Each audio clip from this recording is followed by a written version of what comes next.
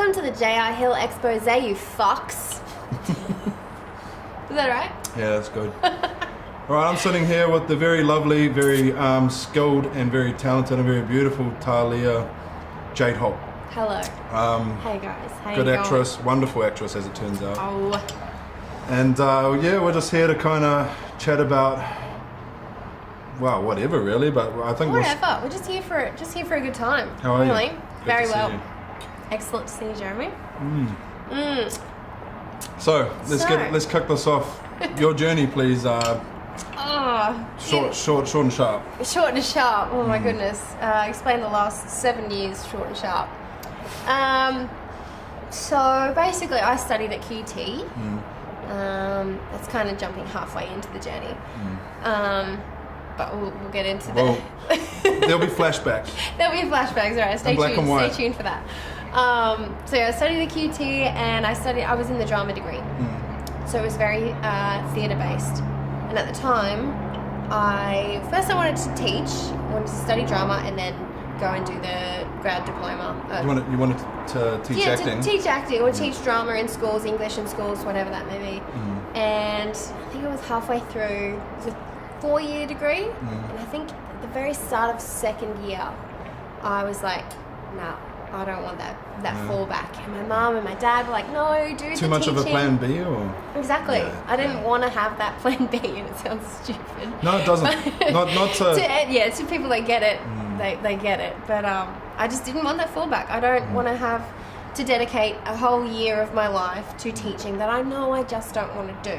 Yeah. You know? Yeah. And so I was like, no, I unenrolled from that, and I thought I'm just gonna act. Yeah. And I didn't know how. I don't know how that was gonna happen, but oh, you don't have to. Yeah. You know, it's like, I think there's a metaphor I picked up somewhere. And it's not a filthy one, which is rare for me. It's like, you know, say you're driving from Wollongong. I am. Say you're driving from Wollongong to the Gold Coast. Right. So what's that, like an 11 or 12 hour journey? Yeah, 12, yeah. Say you're driving through the night. Yeah. I mean, you know, eventually you're going to end up on the Gold Coast, but you don't know exactly every nook and cranny of how you're going to get there. All you can do is see how far your headlights will allow you. That's a very good analogy, So, Jeremy. I mean, that is kind of where we are, like as artists. That's it. A perpetual state of just seeing what's just in front of you. And playing it. Yeah. Being like, yeah, that's what I'm aiming, but I've got to do this right here in front of me right now. Exactly. Yeah, that's it. Yeah. So yeah, decided I didn't want the fallback. I thought I'm just going to do it. And at the time, because it was a theatre degree, I wanted to open my own intermediate live art gallery, and it was just going to be this cool. I'd planned a fair bit of it, really. It was just going to be this cool, like, warehouse. Yeah. Kind of just artsy and live art going on, and then there'd be a show, and there'd be audience members that were really. Sounds cool. I know it does. Maybe I'll. What am I doing here? I'm going to go to that. Maybe there's something you can do after you've already done you. Who knows? You know, you've already done you, and you've got those $10-20 million paychecks for being like, you know, like I was going to say the next Julia Roberts, but obviously more beautiful. Well, you know, or something of that nature. Yeah. And then you fucking get done what you want to get done. Be like the female Russell Crowe or something. I would love and then to you're come like, back to it. Yeah. Yeah, and then you're like, well, fuck this. Then I'm gonna open a intermediate live art gallery. I actually have thought about things like that. I'm like, you know what? I'd love to go to places like that. Yes. You know what I mean? Yeah. Is there any places like that? There is one that I kind of based my idea off. I've never been there, but we sort of heard about it in uni. It's called, I think the company that does it is Sleep No More. Sleep No More. And it's based off of Macbeth.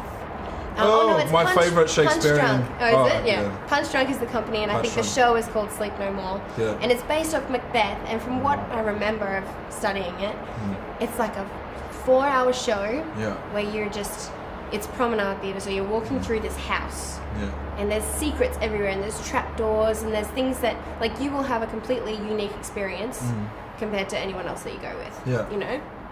So every night it's different? It's the same show, but you could walk in and you might notice this door over here, and you go, I'm going to check out the door. Like, you just have free reign of this house. So the actors are in there doing their thing, and the actors sometimes... Live theatre? Yeah, live theatre. And it's... But you got Like, yeah, it's all happening all over the house, Yeah. and you've just got to put the pieces together. That's so and cool. I think my tutor who was telling me about it, he went with a bunch of friends, but they sort of split up and did their own things, and he went into this one room and he looked in this drawer and he found a key, and no one else, they spoke to the actors afterwards, and no one else had found that key. In months, no one had found that key, and so he got a totally unique version of this show.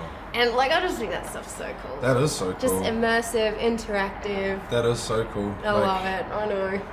Like, some of my best times is actually my introduction to drama at high school, where we just had like an elective drama class like every week, and we basically sat there and improv'd. Yeah. And it gave me an outlet to just be a crazy fucker. Yeah, that's like it. comedy That's why wise. we do this, isn't it? Yeah, and I just let loose, and everyone thought I was incredible. They're like, "What's up with this guy?" Like, you know, I was like a little retarded Jim Carrey kind of kid. You know? Yeah. But, yeah, I was like not that good, obviously, but I made people laugh. Yeah. You know, and me and this other crazy dude just used to go toe for toe, like improv, and everyone was just like, "Wow." Yeah. They'd just be in fits of laughter. Yeah. And then, like, for me, like, I got cast as Tarzan. Yeah. I used to have long hair. Did you? Before it all fell out. Yeah. Yeah, like, I couldn't because of rugby league. Right. Like, sport always came first. And Right. I ended up being an extra on a Disney film that shot in Auckland when I was 17, and then... Awesome. Yeah, it was awesome. Yeah. Yeah, I was just being a complete peacock around all the little young actresses and stuff, and being a lad with the lads. But then, so I was on that, and then I got cast in like a... it's kind of like a CSI type thing, but shot in Auckland. It probably didn't go anywhere, I don't know. I don't know that But I've heard of it, but... Yeah, I had to say no to that because of a rugby league semi-final. So Fair enough. That's it. You got to have your priorities. And if film wasn't your priority then it, you know... No, but when I was young, I was like, I want to be a scientist. Yeah, you always wanted to do that, and tick that one off. Tick that box. Yep. I wanted to play professional rugby league, but I ended up playing like semi-professional and got quite unlucky not to go. I almost had a contract with like St. Mary's, which is seconds under Penrith Panthers. Right. I could have been a Panther, Wow. but then I broke my ankle. So. Yeah. But I ended up playing semi-professional rugby league, so I'm happy. Yeah. You know, and then I wanted to be a writer. And I started studying screenwriting while I was still studying science, and then and I was like, I want to be a filmmaker, and I was like, Mum, you know, gave me the crazy notion that I could be and do anything I wanted, and now actually just embodying that. It's so true though. It's so true. I just had a meeting this morning with one of my new directors, and he was just telling me some crazy stories about he basically has had many different career paths, and now it's because he's gone in and achieved all of them. Whatever he set his mind to, he did. He's ticked all these boxes. Yeah. That nothing feels impossible now. He just knows, if I want to do this, I'll do it. Yeah. You know? And it's like, you know, I think you have to have some intelligence, whether it be emotional intelligence or normal or both. But I think we're all like, well, speaking more for myself anyway, we're all kind of dumb too, though. You know, none of us have any idea what is going on. Yeah. So nobody has any clue, no matter what they say. But I kind of think that's cool.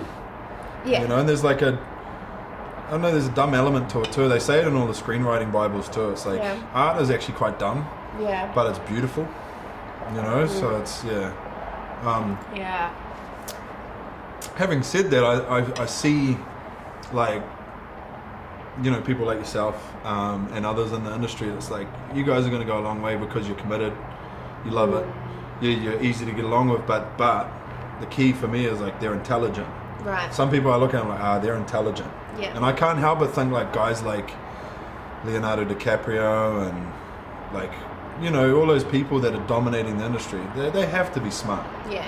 You know. Yeah. But I still think everyone's like smart and dumb though, you know what I mean? Does that make sense? Oh god, absolutely. Yeah. No one has any idea what they're doing really. You can be in the industry, whatever industry you're in, you can be in it for 30, 40, 50 years and you're still just born the same as the next guy on the street who has no idea how we just got here and what we're supposed to do or what happens later. That's right. You know, all the same. We're all exactly the same. But I think if you're like put in the work with whatever you do and you're committed to it and your heart's in it, like, and you just give it a crack, half the time things will fall into place and you'll figure it out. Yeah. That's what I think. Yeah, I agree. I think the longer you're in this industry, you see so many people who maybe start off at the same sort of time as you, and then 5 years down the track they drop off, or 10 years down the track they go, look, it hasn't happened, I need to get serious, I need to do something else. And that just sort of paves the way for those of us who are here to stay, and so you just only have the to, strongest will survive. survival of the fittest. Survival of the craziest. It's natural selection. She's talking like a biologist now. I think that's so cool that you did theatre going back. Yeah, I wish I could do it. If I could do that for the rest of my life, I would. There's just not much money in it to, at this level. It's a purist. Yeah, totally. Like, Jamie Redder, who was lead off Alpha. Yep. He's doing like theatre and he got to do a theatre performance at the Sydney Opera House for like a few months on end. And he was amazing. just like... Congrats, Jamie. That's really cool. That's really my cool. Man. We met up here actually. He cruised around because whenever he's in town, he's like, where are you? I'm like, I'm here, and he's just there. Turns up, and we have beers. He's a good one. He's a beautiful man. Sure is. He's just such a purist. Yeah. And that's one thing my missus says, and she's actually very wise, my missus, and beautiful. If she's listening. Those things are true. And stubborn. No. I'll stop. She's saying that she just thinks like she sees certain actors and actresses and thespians, whatever you want to call us. Yep. She just sees someone that she's like, that person needs to go do some theatre. And I think you can kind of see it, but then again, everybody's different. Everyone's got a different journey. Everyone's got a different way of becoming their best. Yeah. But yeah, like I don't know. I think it'll work for most people. Theatre? A theatre background? God, yeah, absolutely. And I think, what I used to do before I got so busy with film is I used to try and do at least one theatre production a year, or take a break every 6 months from film. And anything that tickled your fancy? Yeah, exactly. Whatever would come up. Yeah. I did a lot of work for, like, in the Anywhere Theatre Festivals and with Nathan Schultz Presents, just a little company on the Gold Coast, and you just find your crew and you want to know what they're working on next, and is there room for me, and can I at least help out, whether I'm in it or not, can I do something just to be a part of that family environment. You have film families, but I don't know, I think there's something different about a theatre family. You're in the thick of it every single night together. It's not a film is like one huge journey. And so is theatre, but you do the journey and then bam, there's a show, and we've got to be on every single night together. We've got to be feeling it, you know? And to me, it's like, film's so much more, like it's set up better for actors and actresses and that. It's like, you fuck it up, it's okay, we're doing another take. Yeah, there's not if that you fuck it up to your on head. stage, exactly. It's like you need to either smooth over that with metaphorical cement and keep going, or you're going to be fucked. Absolutely. Or just don't fuck up in the first place. Yeah, well, that's always the intention. Yeah, and since I've been with my missus, we've gone to so many theatre performances. Yeah. And I actually respect the craft so much. I always love theatre, but it's like, I don't know, some of the ones she takes me to, I was like, this is... It sounds bad, but I'm like, this is kind of gay. Like, oh no! And I'm like sitting there. I had an ex-boyfriend who I took to a show while I was in uni, and he was like that. I'm not with him anymore. I'm terrible. Like I'm not terrible. Like I get you would have more appreciation than probably he did, but I'm still, as it turns out, a bit of a caveman, unfortunately, in that respect. Like, Aladdin. We went to that one. Yeah. It blew my mind. Yeah. I was just like. 5 minutes in, I just said to the missus, I'm the genie. And she's just like shaking her head. I'm like, I'm the genie. Yeah. Yeah, and but we went for our anniversary, which was 5 years, going strong. It was funny, when we woke up that morning, I was like, you want to go a few more rounds with the champ? And she's just like, you're a dick. Yeah. I'm like, yeah, I am. Classic. That's what you signed up for, You chose me. But we went to Melbourne and we had like a nice weekend there. I went to the Viking exhibit. Yep. Made me cry because I've got Viking genes, Powerful. Some stuff I looked at, I was just like, This is my ancestors. That's so cool. And we went to the Alice in Wonderland exhibit. Yeah. Oh, it was killer. It was so so cool. That would have been so cool. I actually watched both of those the other night with the missus for the first time. The Alice in Wonderland with Johnny Depp's incredible. Yeah. But yeah, then we went to Priscilla Queen of the Desert Theatre. And I love the film. Yeah. But by the end of that, I was just like, and I went out and got a beer, and the missus was just like, "Is it getting too gay for you, babe?" I'm like, yeah. But they were incredible. Yeah.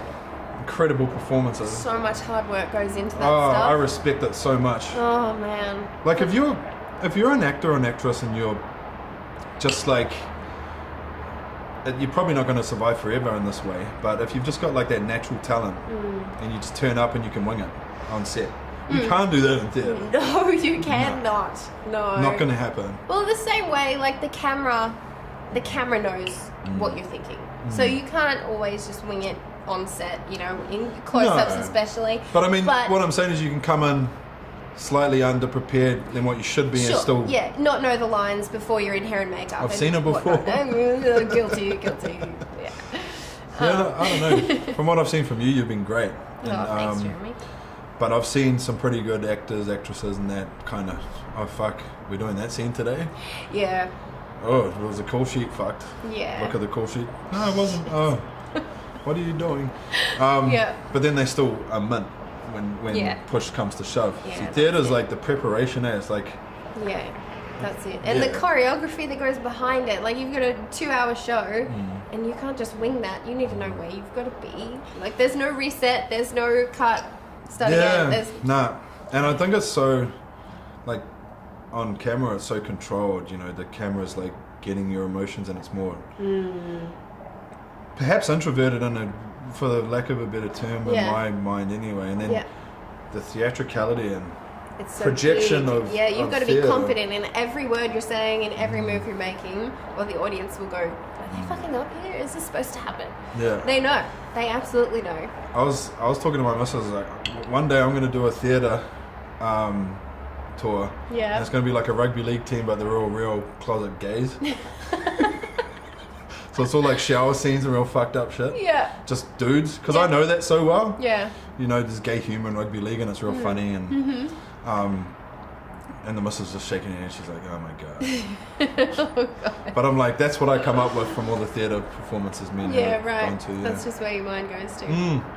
Yeah. Just stuck in the head, I suppose. That's it. Yeah, but there's nothing like it for me. Like, I love film. I love working on set. It's great, and I think it's where my career is definitely right now for this foreseeable future. But if I could get back to theatre, if I could make a living off that, there's one show. If you can do both. Well, you can do both. You can do both, but I think my heart truly is just in that adrenaline rush, that gun to your head, that act now, bitch. You need to, you know, pull this off right here, right now. Yeah. There's just nothing like it. That thrill, and when the audience is with you. In a spiritual sense, it's. It's just soul food. Yeah. You know. Soul food. There you go. Absolutely. Yeah. One show that we did. What was it, 2015, I think, at Javine Bar on the Gold Coast in Nerang. Accomplice was the name of the show. And if I could do that show for the rest of my life, every single night, I would.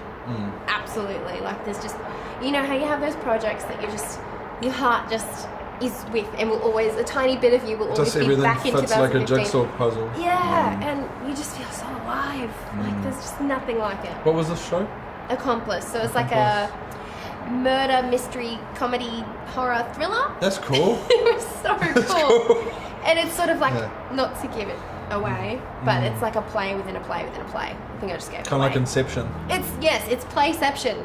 It's playception. It's storyception. I like that. It's layers. So cool, man. Like intentional layers. Oh, and the audience by the end is just going, what is going on? But they're with you because you do it carefully. So if I was in the audience, I'll probably stand up and then, yeah, bro. Because I like intelligent stuff. Yeah. Like, I may look like a fucking ape, but you know, like intelligent stuff tickles my fancy, like intelligent films, intelligent anything artistic. Yeah, like it's like Christopher Nolan wrote this. Oh, yeah. I mean, it's done, but I think it's Rupert, the guy that wrote the song "If You Like Pina Colada." He wrote this play, and it's an Australian wrote that. No, I think it's British. So this was a British show that came here. Yeah, we did a version of it, and it's like a Chris Nolan film. Like you're just twisting and turning, and you have those moments where it all sort of comes together, and there's just no better feeling. Do you love Christopher Nolan's work? Love Chris Nolan. What about his Batman trilogy? Love it. Love it. That's my jam. Like I'll probably watch those films 50 plus times each.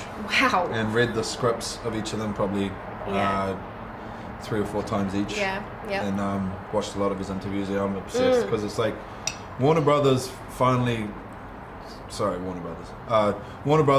woke up to themselves and were love like, you, Warner Brothers. Please sign me. Please make our movies. Please sign me. Even though I'm going to diss you right now. No, I'm actually giving them credit. Like, they were like, fuck, if we're going to make Batman, we need to get like a director that's like got artistic integrity. Yeah.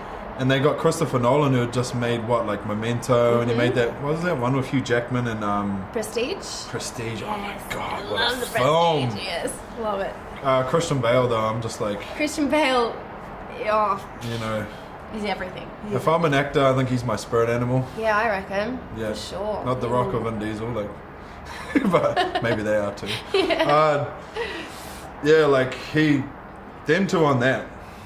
I'm just like, that's good. Just like, But good writing too. Like, how can you... I don't know how you can possibly fail when you're just set up to succeed within the script itself. Well, that's how I roll, at least my intentions. Yeah. And it's like, I've got great feedback from artists too, like, oh man, your writing's so good. I'm like, bro, I've been studying it for 10 years, 11 years. It's like, and it's something I think is the most important thing. So. It's the foundation. It's everything starts from that point. Yeah, totally. No, the Prestige, and then so they were just like, we can't do like another one that's just going to fail, like those ones with George Clooney and but he was just so successful the way he did that. Because I randomly saw the first Batman on television in a mining town. Yeah. I was like, fuck, I didn't even know they were coming out. Like maybe I was just ignorant at the time to what was going on. I was doing a lot of partying then, and working as a geologist and partying. So, and I was just like, this is fucking killer. Yeah.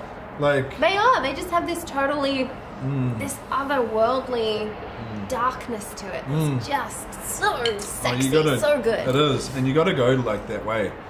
And these are some of the things I'm realizing about myself as an artist too. It's like no matter how far I go, it's like I'm going to stand behind the principles of my artistic integrity. Yeah. And I think in the end of the day, that'll be to my benefit rather than... 100%. Don't get me wrong, I'll sell out to commercialism. I'll sell out any day of the week. Yeah. I'll show my boobs. We've all got bills to pay. I'll show my boobs to commercialism. No. But obviously, what did Bo say on the last podcast? You can't eat something. Get back. You can't eat at Bo. Artistic integrity, or I don't know what. Whatever you said, Bo, was very profound. That makes sense. Something like that. Yeah. But it's like... Comment down below if you know what Bo's quote was. Whatever you said, Bo, was really profound, and I'm sorry I fucked it up. But Christopher Nolan, man, and it was just like... That franchise, I loved all 3 of those films. Man, yeah. Heath Ledger was Joker too. I don't even know where to begin. We could do a whole podcast just on that performance. Just on Heath Ledger. Just on him. His performance, yeah. Just stunning. Just out of this world. We miss you, Heath. Yeah. Love you, Heath. Cheers to Heath. I wonder too if when I make it, babe. When? Always when. Are they going to, the Aussies going to try and claim me like Russell Crowe? That's what I think. I'm like, none of you fuckers wanted anything to do with me before I was shit, before I'd made it. Oh, Australian Golden Girl, come on, no. Did this myself, people. Yeah. And with the help of up and coming filmmakers, Yeah. No, I just wonder that, as well. It's so they funny. try and claim you, yeah. The studio I'm currently in bed with, they ring me and they're like, how's it going, mate? I'm like, hey bro, Yeah, good. I was like, do you know the difference? Yeah, no, they probably don't have any idea. Do you even like understand that my accent's completely different from? But yeah, it's so funny. They're like, "How you going, mate?" I'm like, "Bro, I don't even say mate." Yeah, but you are a citizen now, so. Oh yeah, I'm fair dinkum. It kind of makes sense. I'm fair dinkum. Welcome. Thank you. No, I love this country. I think it's fucking incredible. Yes, I love this country too. I don't see myself like living anywhere else. Oh, look at this! Yeah. You just can't. I'm in awe. I'm in love. Yeah. It's incredible. You're kind of similar in a way. You came from New South Wales up here too, right? Yes, I did. Go the Blues. Glow the Blues. Sunday night, game 2. We're gonna. I hope they get them. Smash it. Yeah. I honestly think Queensland like are the biggest cheaters in sport. Biggest cheaters. Yeah. Well, I mean, they've rested on their big players for so long, and now they're not there. So. Yeah. But there's always been those little decisions. You know, like I think it was Greg Inglis, who's a fucking New South Welshman anyway. He is, absolutely. Drops the ball over the line, Yeah. but because one of the tacklers hit his arm and it fell down, and then he puts his hand back on and they gave it a try, which ended up being Queensland winning the series on that pivotal moment. And then Robbed. I think a few years before that, J.R.Hill got, like, the flag went up, he put his foot in touch, and photos, he's like that much inside. Right. And that would have been the first try and got momentum going, and Yeah. then Queensland got the other end and score. It's like, and then as you see, like, last year I actually boycotted Origin. Did you? Yeah, I was like, I'm sick of Queensland's bullshit refereeing. Yeah. And Mum's like the biggest Blues fan ever. She's like, game 2, because the Blues won game 1. Yeah. Jazz, come round here. So half time I roll up here, the Blues are up. And then I just see like the bullshit penalties. Pardon me. Getting Queensland back into the game, like just getting them field position. And I just, because I played rugby league, I see that. Yeah.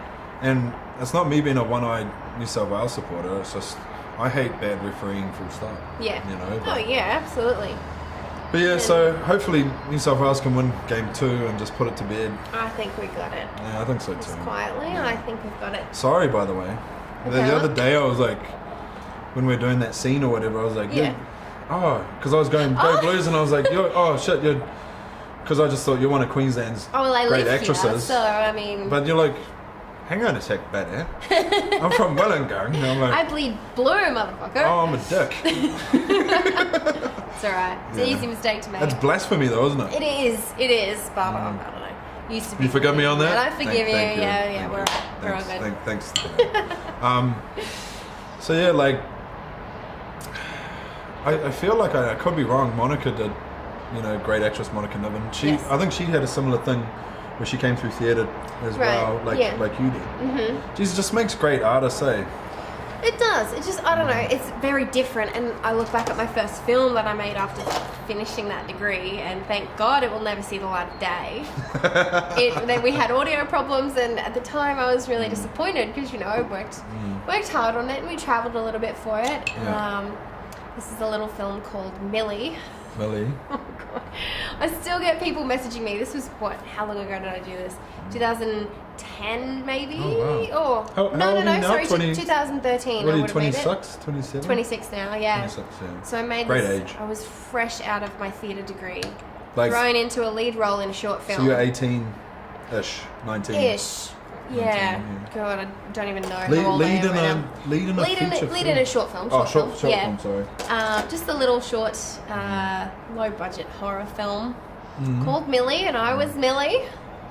And, thank God there was audio problems, because I look back at, there's some footage that we got sort of as like a trailer or, little making of video that was made. And it's horrendous acting. Is it? Oh man, it is so bad. Like, I just know that footage is going to be leaked one day when I'm super successful, and I'll be on Jimmy Fallon, and he'll be like, actually, we've have a little surprise for you.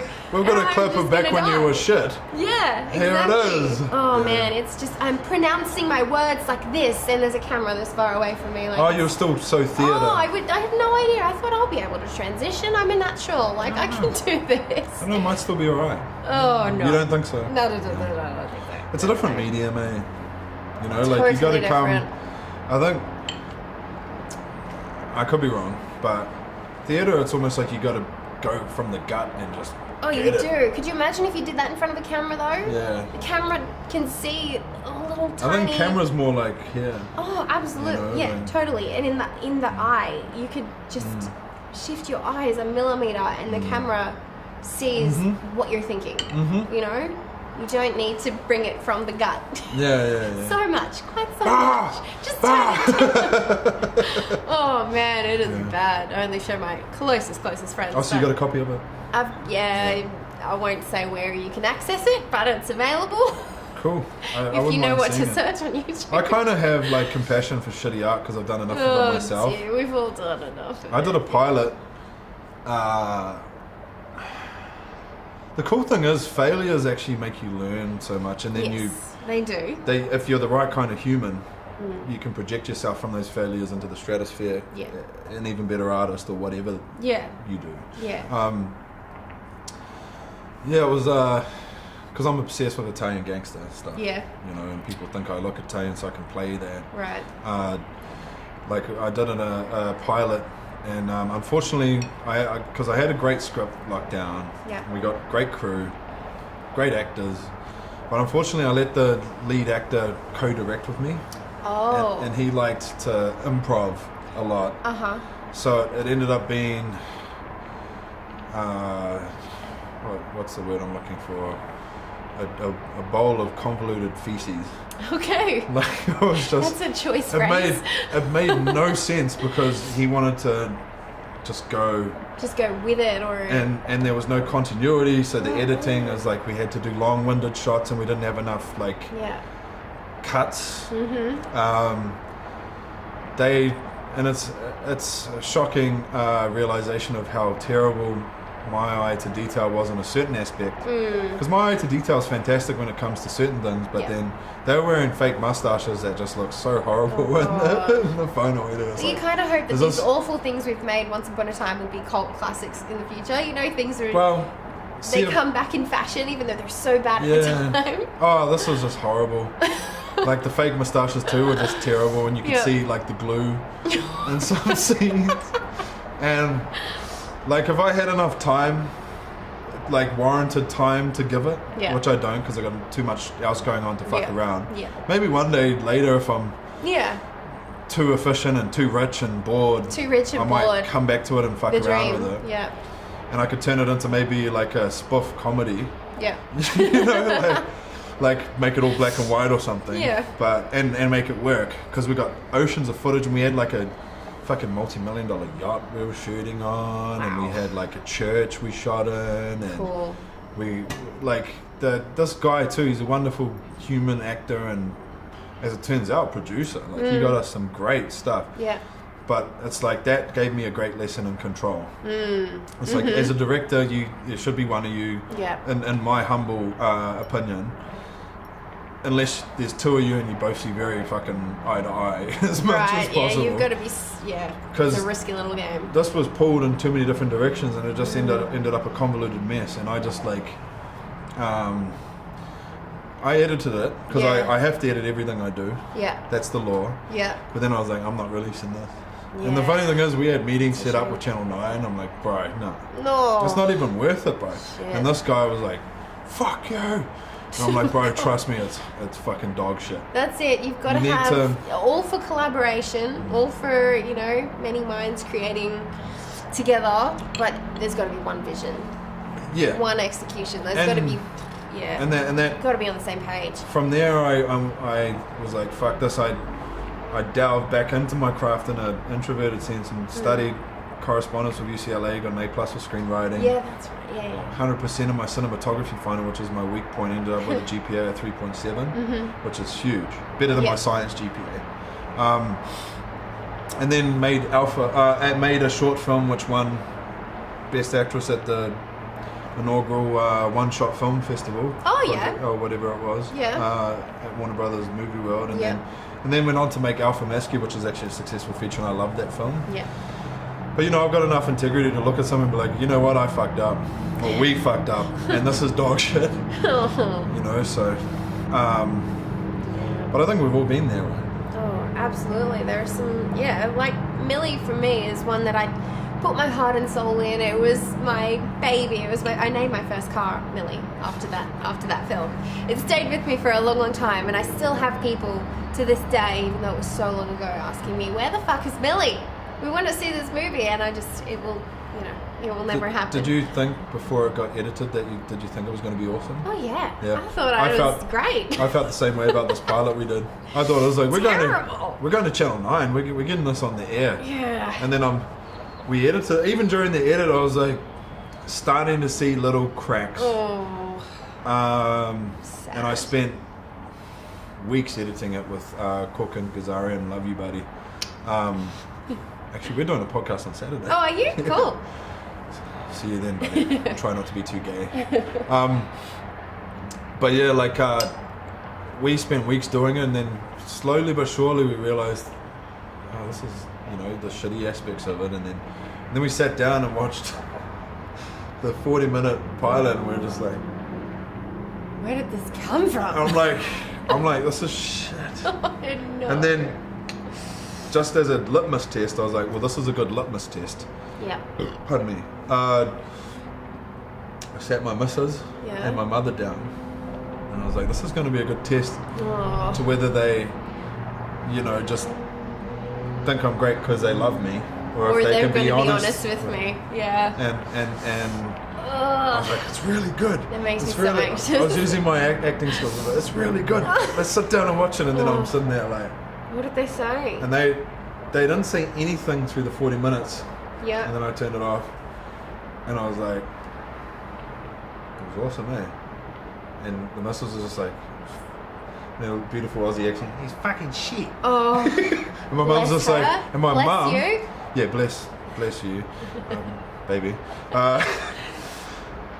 My mum's, I expected to be worse because she's like, oh, that's my boy, he's my firstborn. Mum was like, yeah, Jez, that's fucking terrible. I was like, oh my God. Yes! Thank you. Yes, that's I have real people in my life that I can depend on for the truth. I wouldn't be even when it hurts. a quarter of the man I was without those two. Like, they're the, I'm the big ape standing up the front. They're the two strong women holding hands with me. Like, so, and they're just, without them, So, and to know that they were honest with me, that was huge for me. That's really nice. Even when it's hard, and even when it's not really what you want to hear, you want to know that your hard work has paid off, and it's going to be fit to put out there. But it's not always. It really is, really. Yeah. I've probably done over 100 short films. Come on. And I have 12 credits on my IMDb. Like, literally, because you're working with students or maybe first-time filmmakers, and your patience gets tested. Oh yeah, but everything gets tested. Sometimes you get the footage back and you go, I don't know why they chose that take. I swear I did better on the day, but you don't really know. Why are you so shit at your job? Exactly. I gave you gold. Yeah, but then sometimes it comes down to the writing, and you were doomed from the beginning. But then you go, Meryl Streep could make bad writing good. So probably, where do I fit in? She would be one of the few that could make it. Well, good actresses and actors can make that shine. Yes. But inherently, at the end, I'd still be like, well, that story was a bit flawed. That wasn't a very good story. But the blame the acting doesn't fall with me. I did the best I could. But they can squeeze that blood out of a rock if they're good enough. Yeah, exactly. So you've got to take ownership, even if you don't know whose fault it is that maybe it didn't turn out the way you thought it was going to, or you hoped it would. Yeah. You still need to take responsibility for what you can. Oh, 100%. To be honest, I didn't rock up knowing my lines, so maybe the fact that you can see me thinking is my fault. It's not, you got to just Isn't take it a cool ownership of thing? that. Like, because writing was my first love, and then I signed up with the Australian Film Base. Yeah. It was run by an Irishman. Right. God bless you, Colin Mamerku. So I flew down to Sydney when I was 26 after studying screenwriting for about 6 years. Wow. And just reading scripts and writing my own bullshit and half scripts. And I was like, you know what? And I was a geologist at this point for like 3 or 4 years. And I had money. I was like, I'm going to do some film school. Yeah. I flew down to Sydney for an Australian, the Australian film-based producers weekend school. Yep. Learned heaps. Mm-hmm. They came up here to Tweed Heads for a week-long film school, and we made a film. And I ended up writing it. Yeah. Yeah. Off the back of a bottle and a half of red wine, and turning up pretty sore the next day, but up all night. And then he took one look at the script. He's like, "This is a really good script, Jeremy." You know, he's like, "Fucking, yeah." He's like, "Wow, he's You're a natural." You're a natural. Yeah. You're a nacho. No. And so we went with the script, and we shot it. Yeah. You know, I learned so much, but I mean, because I was in great shape then too. You know, off the back of playing years of rugby league and keeping it in the gym. Yeah. He was like, we're fucking around with. We actually used this exact camera. I bought the same camera we used. He used this camera. There you go. That obviously I got a better camera than that now, but that was my first baby. Right. And she's still going strong. Yeah. Yeah, like he's like, "Oh, you look pretty good on camera." Jeremy. And I was like, "Really?" I was like, "Thanks, bro." And he's like, so he's getting me to read, because the scene I'd written for the actress was pretty raunchy, man. Yeah. And there's a lot of sexual stuff there without being too explicit in terms of hands-on. Yep. So I'm sitting there with these actresses that are great at what they do, auditioning, and I'm just like, that camera feels like it's burning me. Like, it felt like that camera's like 1,000 degrees. It's just and I was judging you. Since when do I get nervous? Like, what the fuck? Like, when do I get anxiety? That's not me. Yeah. And I'm just there like, and one of them's like actually putting her tits in my face and being all like, like I was like complete goof. Yeah. So I was like, okay, well, I need to learn more about this because I suck at it. I was like, I always thought I would be a mint actor. Yeah. And I was like, and I want to give myself directing cameos. Yeah. How am I going to do that if I'm just like, hey mom. So I started going to auditions. Yeah. And failing. Going to ones I knew I'd fail at. Yeah. Yeah, I went to one that was like for a surfer. And all these dudes have got long blonde hair and like they're like 6'3", 6'4". And then I'm like 5'11", just built like a brick. So I turn up, I'm just like bald, just and then like I did a great audition, but I started getting over that. Yeah. And it's like, that's just one of those things. It's like, wow, to actually put yourself in those shoes. And now I love it. And just thinking, you've done like 100. I would say it'd be close to that, if not more. Yeah. Because you never know what it's going to turn out like, whether it's your performance that lets it down, or whether it's the kids that are making it, or whether it even gets finished at all. Like, so many things have to go right. There's so many variables to actually get a usable piece of footage. Oh yeah. And for a starting out actor, getting your show reel together is the first step, really. What a journey, eh? I still struggle with this stuff, like getting a usable piece of footage, because particularly because I made the transition into features probably two, 3 years ago. Oh. Yeah, no, yeah, I was in shorts and TV scenes. So you really did your groundwork. I feel like I did, but in Brisbane. So if I had done the groundwork in, say, Sydney or LA, I'd be a very different actor than I am now. Yeah. So, but I would. Yeah, but that's beautiful, I think. Like, I kind of like, the first place I look is right here in Brisbane. Yeah. Gold Coast and Brisbane, I'm like, you know what, those are like the people I will look at first. Yeah. Always. Yeah. And I look at people in Sydney but yeah, I mean, I think that's incredible. But I think what I was getting to, which is like, I'm such a tangenting motherfucker, aren't I? Like, just that feeling of turning up and you know your lines, and then they just come out of you organically, and you're like, what the fuck was it?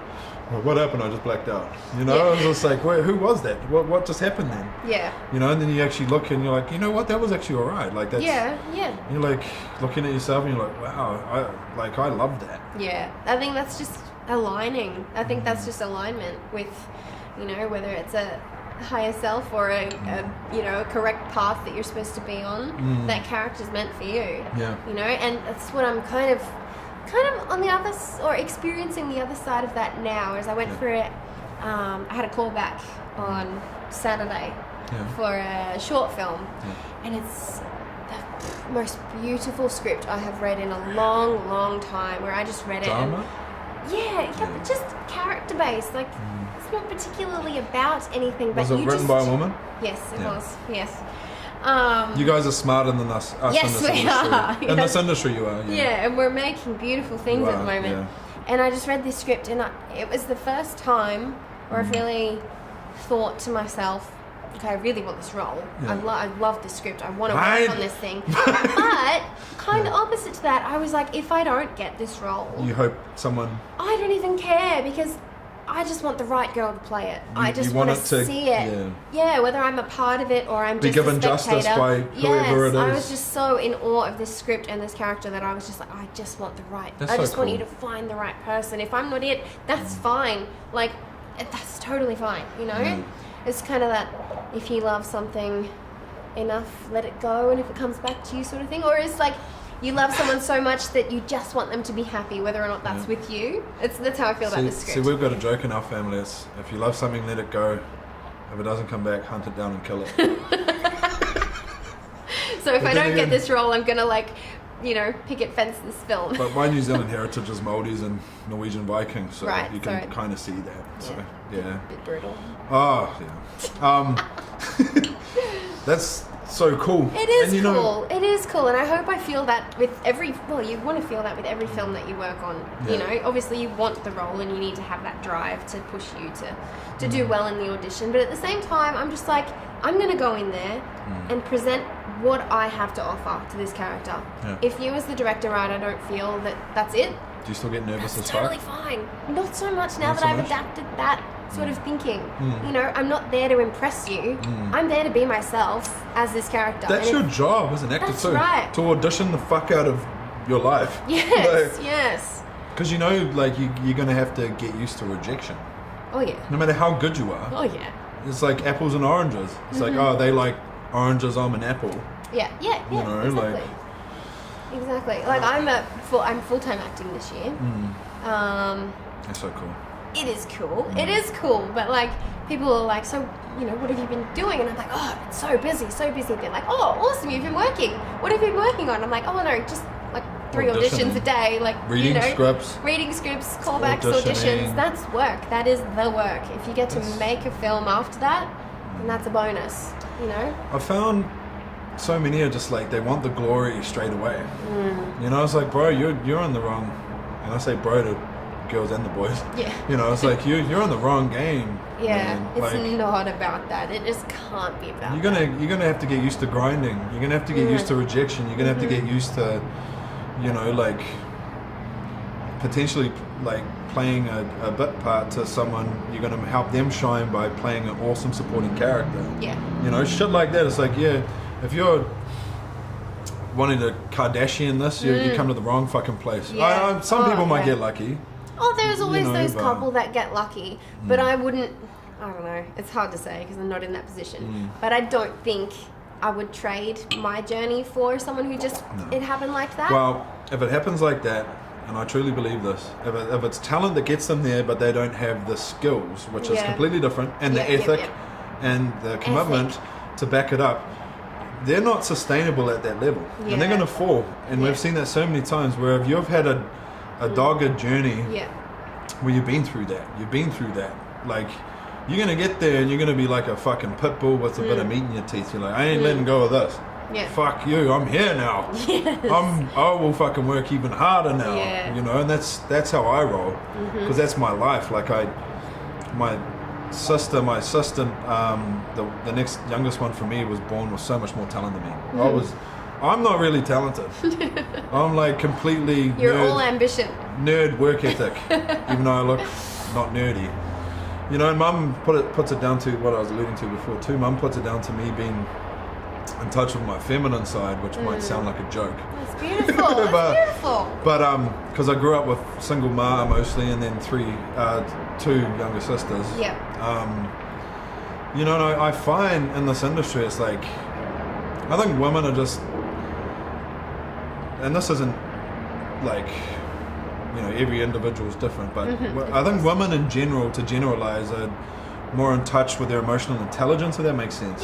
Which makes them better artists. And I found in this fucking industry, man, like the women in fucking Southeast Queensland are fucking killing the men in terms of, and this is my, like, I've got data that I could present you on this. Like I've got fucking so much, like so many. I save all my audition tapes. I got ones of you. Oh, yeah, you were awesome too.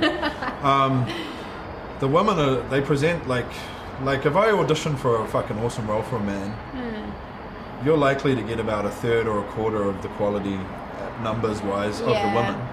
You might get that one diamond. You're like, you're the man, son. But women, it's just like, I've found actresses are just like, wow, there's like so. It's better for you guys because there's more competition, makes you stronger. Yes, that's one way of looking at it. But that competition is, I think, because you could take a lot of women, a lot of female characters, and you could have maybe 10 women play them all differently. But that's what you're competing against. There is so much more competition, which I guess means you've got to work harder for it. But well, it's inspired me actually to think in my head. This skull of mine. My next film, I'm having female protagonists. The two female protagonists that are actually quite what's the word? Jeez, I'm having a mind blank. They're like strong or strong, boisterous. What's the word? Don't take people no would shit. use. I've been called this word so many times too. Starts with a V, I think. Vivacious? No. Vigorous? Violent? If I were to burp, you're quite. I don't know. Jeez, I'm Right, we're spacing today. here. I'm dumb today. Have another beer, anyway, Jerry. Yeah, I'm gonna have another one. These are light beers. That's the problem. Vulgar. Sorry. Jeez. The word of the day. What a retard I am today. Vulgar. Okay. Vulgar. So right. There's a vulgar element. I've been writing these characters, and they're beautiful, and they're strong female characters, and they're detectives. They're moralistically awesome, but they're also like they're just real. A little bit I feel loose, tough, but they're vulgar. And they're smart, and this is just the way they're coming out of me. And the reason I've done this, like, I just think it's cool. I think it's different. I think it's unique. But I also think I'm just being smart, knowing the resources here. That I've got so many more awesome actresses to pick from than I do awesome actors. So step your fucking game up, fellas. Boys, in this industry. come on. Southeast Queensland anyway. Step your fucking game up, man. The girls are beating us. And see, equality wise and that's cool. Whatever. Like, I've always put women on a higher pedestal than us anyway. Right. I actually don't care about that in terms of doing this to be give more women parts. It's like, nah, that's not me. Like, I'm doing this because it makes sense. And it's just, this is the way I'm doing it. So it's like, but it's actually going to end up probably that way. It's like, look, he's written awesome female protagonists. I'm like, no, I don't care. Like, it's just, that's just that. You know? Like, that's what made sense to me with the story. Fair enough. But there's still cool male roles in there too. I've given myself a real cool one. Oh wow! He's just write yourself in, won't you, Jeremy? I'm just gonna write myself in. So play to your strengths. But yeah, like I think,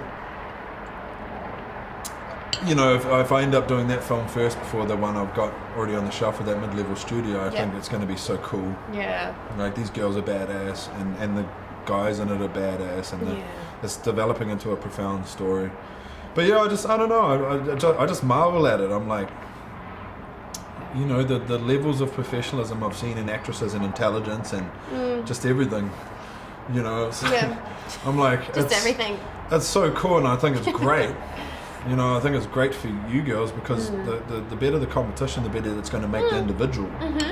And then the guys, it's like, you might get like half turn up in their fucking mint and the other half are clowns. It's like, that's it. But I still, it's just eye-opening. And I'm like, oh wow. That's it. And that's why I said, when you were talking about that script, I was like, did a woman write it? I was like, I knew. And it's like, even my professor, Richard Walter, God bless you, sir, gave me an A+ from UCLA. Everyone knows who he is. he's saying that women are naturally like just more better. suited to more suited to writing, Right. because emotionally they're more in touch. See, me, I am emotionally like intelligent, as it turns out, for a dude, or maybe actually in general. It's like maybe it's growing up with fucking the females in my family. Yeah. I don't know. But yeah, like that's what he said about his students too. Yeah. And I'm like, wow. And I'm like, it makes sense, doesn't it? Yeah, oh, it does, totally. Like, the medium of art should be emotional. Unless it's like The Rock and Vin Diesel just blowing up cars. Absolutely. At that call back the other day, they sort of did a bit of sort of tell us a bit about yourself and why you were attracted to the project kind of thing. And it's a hard question for me to ask, like, to answer why I do this. Yeah. There's a lot of different reasons, and on any given day it may be a different answer. But the other day, I sort of just wanted to put it together, and the reason I do this, the reason I am creative and particularly as an actor, is because I could never really nail down who Tahlia was. And so... As a person or as an artist? Well, both. As an entity, as a whatever the fuck I am. Who am I? Literally. And so by acting and by writing, which I've started to do in recent times, yes, we're very early days, it sort of gives you, every character you play, you sort of like either invest a bit of yourself, or you pick up a puzzle piece and connect it to whatever Tahlia is. Yeah. You know, and sort of put together the pieces of who you are. So what did you say to them? That's pretty much what I said. Yeah, is that I'm literally telling you, bruh. I'm figuring all this out, Yeah. and this is my way of doing it. And I really struggled when I first started acting. I'd been doing it for a couple of years, and struggled to identify. Struggled to pinpoint my why I do it, and which I thought was really important. And I had an acting coach at the time, and I asked her, I was like, I feel really shitty about this. Like, I act because it just makes me feel good.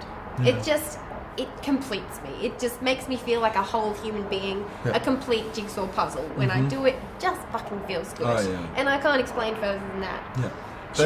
I felt guilty because all my other friends who'd been acting for pretty much the same amount of time as me were like, I want to tell stories, and I want to help people, and I want to connect with audiences. And I now feel that I've now sort of evolved to that point where I see the bigger picture, I guess. But at the time I did you've it. matured as a human too. Exactly. And I said this to my acting coach. I said, I just feel so selfish. I do this for me. I don't do it. If someone gets something out of it, cool. I'm not doing it for that. And she said, stop feeling guilty, because everybody's selfish. That's when it another comes thing. down to in that respect. Yeah. And she said, you are of more service to the world when you're fulfilled. Yeah. And I was like, I couldn't agree more. Hit me. So like, if I'm just taking care of myself, I'm going to be nicer. You're going to be better. I'm going to be better out there. Exactly. Whether I'm ordering a coffee and I give a smile because I'm content within myself, or whatever it may be, you know, I'm more attentive with my friends because I'm happy in my own life. So I want to know about you and tell me all the good things. And, you know, that was a real game changer for me. Really simple stuff, it sounds like, but... Yeah. So when did you feel like you kind of fought your way through the matrix and had a realization there? A couple of years ago, or? That would have been a couple of years ago. You know what's funny about that? What's that? Because you're 26. Yes. When you're 27? December. Capricorn? Sagittarius. My bad. Can't you Cut tell? that out. By my free spirit and an adventurous nature. Saggies are cool. Saggies are the best sign ever. Libra, I think we're up there. Okay. Libra. Maybe I'm biased. And we're,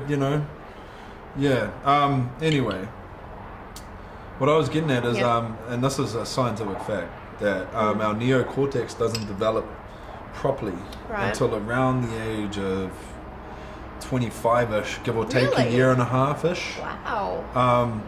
Which means you're basically a meat wagon of hormones and God knows what until your brain actually goes, hang on a sec, what the fuck am I doing?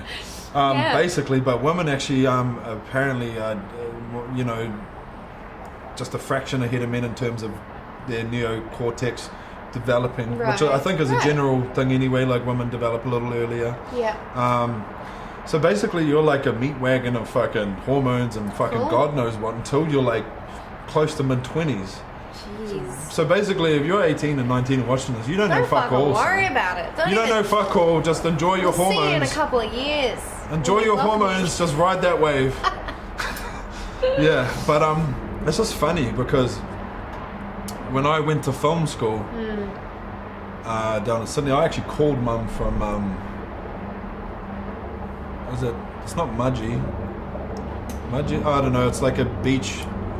It's a real cool beach. What is it? Like Mudgee or Nudgee or Coogee or Coogee. Coogee? Yeah, Coogee. Is that it?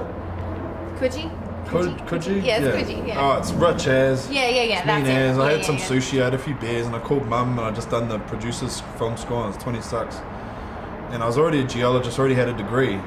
But until then, I still had like so much ego, so much like, you know, I was out there trying to fuck everything that walked and doing alright at that and trying to fight people. Well, not trying to fight people, but ready to fight, and then if I get into ego battles and it's like, oh yeah, I'll fight you motherfucker, and get into fights, and then I was like, what the fuck am I doing? Like you know, and then 25, 26, I think I called mum at 26 after doing that film school, and I'm like, Mum, I feel like I've finally got my shit together. What a beautiful call to receive for a mother. Yeah, my mum's just I like, finally got my shit together. Jeremy, I'm so proud of you. Yeah. Like, she's like, some people go through their whole lives not feeling that. Yeah, absolutely. But I felt like I'm on the right path. I know what the fuck I want to do. Wow. And then I'm working hard towards it, and I'm not being a man whore and a fucking brute beating up people anymore. I'm just being a human being. I'm just being a human being. Figuring shit out, yeah. But that must have, Beautiful. I can't help but think that might have coincided with the frontal cortex getting on top of my testosterone and going, come on, buddy. Turn it down a bit. Right, you've had your fun, settle down. You fucking ape. Like, let's just calm the fuck down for a second. You don't have to go home, but you can't stay here. But isn't that interesting? That is interesting. So it's like the sense of self might not actually even be there much until you fucking that's weird, man. That mature, like on a biological level. Yeah. Oh, and on another note too, if you're writing, don't hesitate. Like I always tell my writing people, it's like, listen, I don't think you'll ever meet anyone who's done as much nerd fucking study as much as I have with writing. Yeah. I could probably save you time and effort if you want. Like, Jeremy, what do you reckon? And like, send me some fucking literature, because my computer's stacked with literature. I've done literally like at least a few days a week, if not more, in my life since I was second year at university doing science, which I would have been 20. Yeah. So it's like 13 years now. Jeez. I've been studying screenwriting. Yeah. So I can literally pinpoint shit for people that took me months to fucking find out. I don't mind. Like, I'm like, we need more of us. Yes. Like, especially girls. Yeah. Yeah. You know, I think. So, fucking get on to me about it. I've helped Kerry Isbister a little bit, but she hasn't hit me up lately, and I've helped a few other people, and it's but be prepared for the rabbit hole, because that doesn't stop. Yeah. So if you want to write, like I just kind of like, if I see people and they're actually like cool people and they want to write, I'm like, hello friend, welcome to the craziness. Like acting wasn't crazy enough. It's like welcome.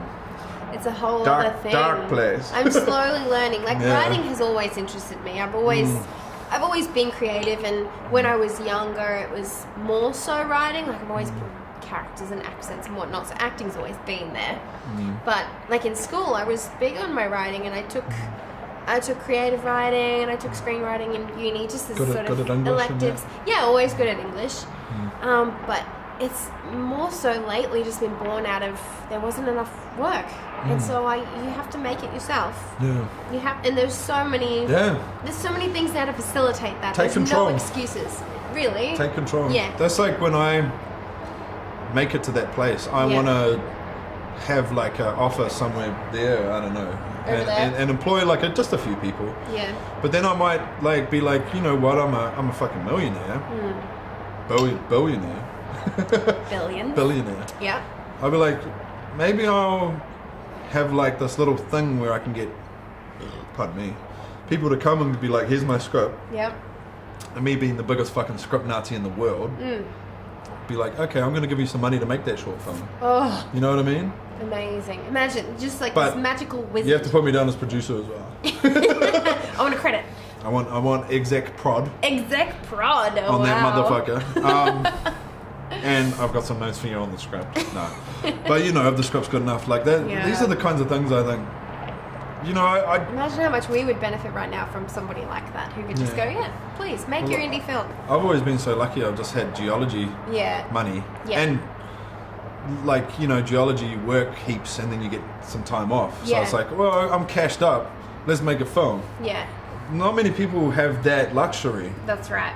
You know, like I've been very fortunate in that respect. Maybe that's why my spiritual self as a young fellow was like, you should be a scientist as well as a writer. Yeah. Because then you'll be sweet.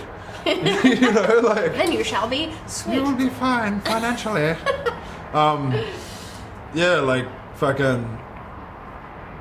Not many people have that like that luxury. That's right. So... That's right. It's just the dedication as well. Like I'm not a geologist, right? I'm not a scientist. But I was a barista for 12 and a half years. You were a coffee scientist. I was a coffee, artist, scientist. There's science in everything if you look at it. Yeah, that's absolutely right. Yeah. But that's how I am able to be a full-time actor now, is that I saved up all my money. I took every extra shift. I took double shifts. I sort of begged the other girls, can I please take your shift? Do you mind? Maybe you could take the day off. I'll take your shift. Please, please, please.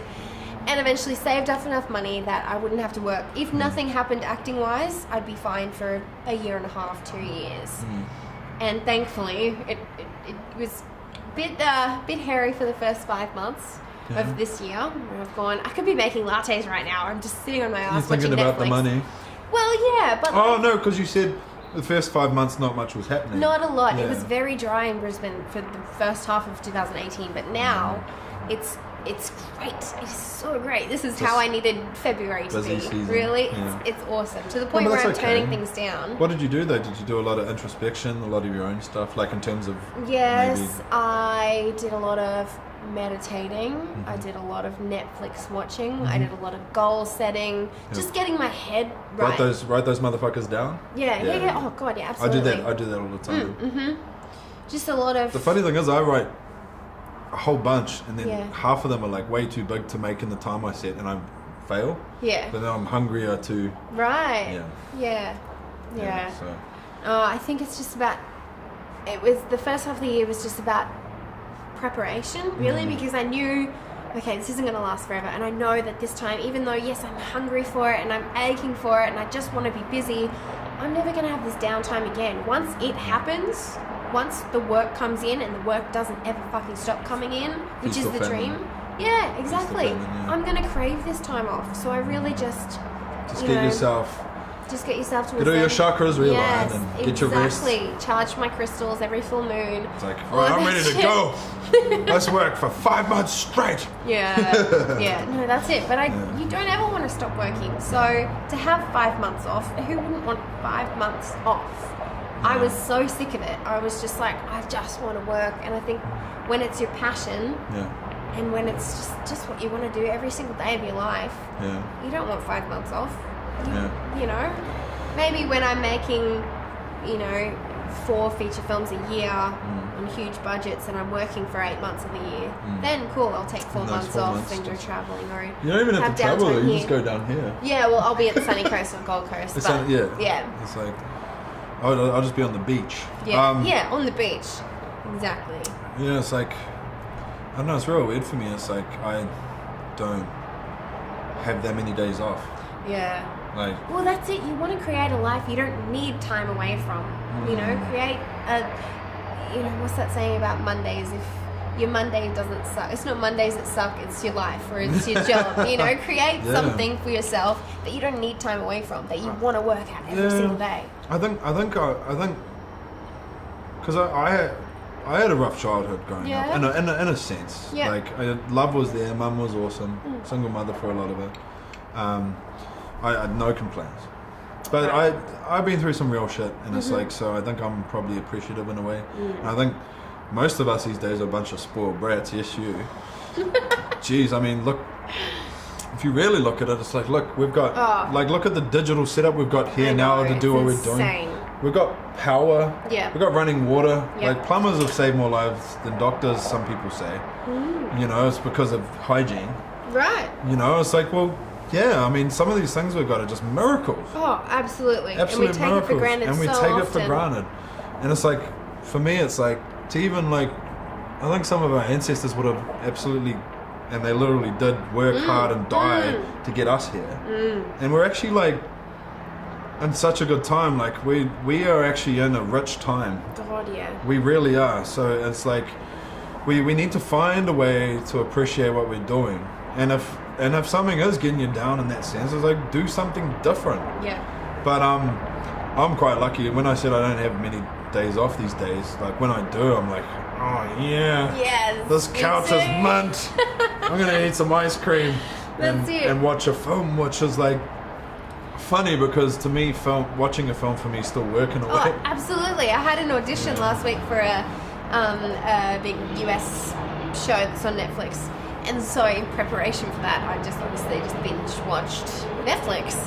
But it was work. I was taking notes. And I was, studying the actors and the tone of the show and everything. Did you end up watching Kill Bill, like you said? I didn't, but I've seen them many times before, cool but I didn't at that time. So gnarly. Love you, Tarantino. Love you, boy. You beast. Yes. But yeah, like it's like, put it this way. The other day, I got up and had a coffee. Yeah. And I ended up editing until I think from 9 a.m. till about 3 in the morning. Yeah. And by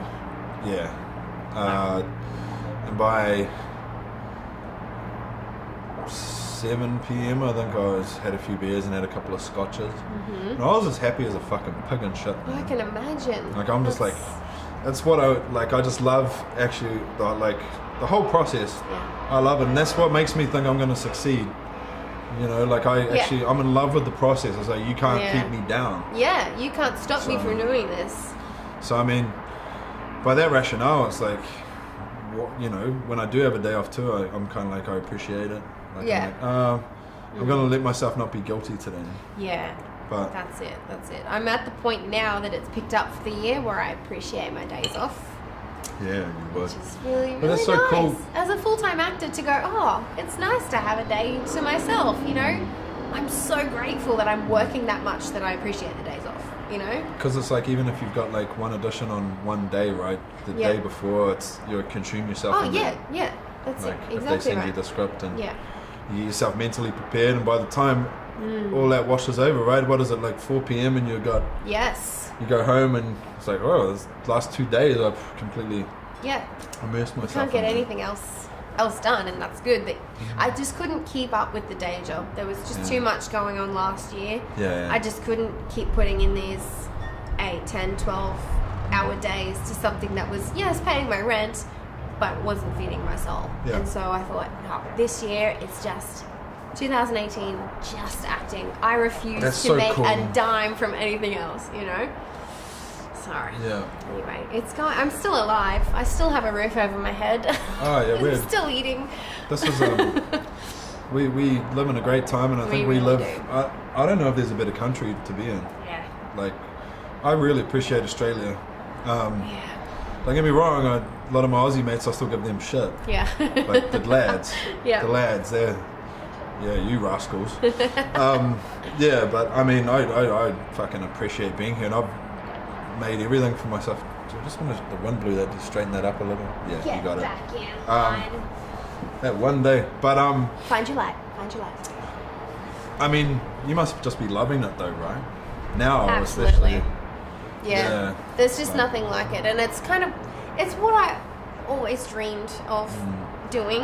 Yeah. And someone said to me the other day, like, what's your aim? Like, what's the goal with your acting? Yeah. And obviously, it's the top. You wouldn't. I don't know if you would necessarily. Eventually, right? You've got to find what's right for you, and some people don't want the top. Some people are happy doing what they're doing.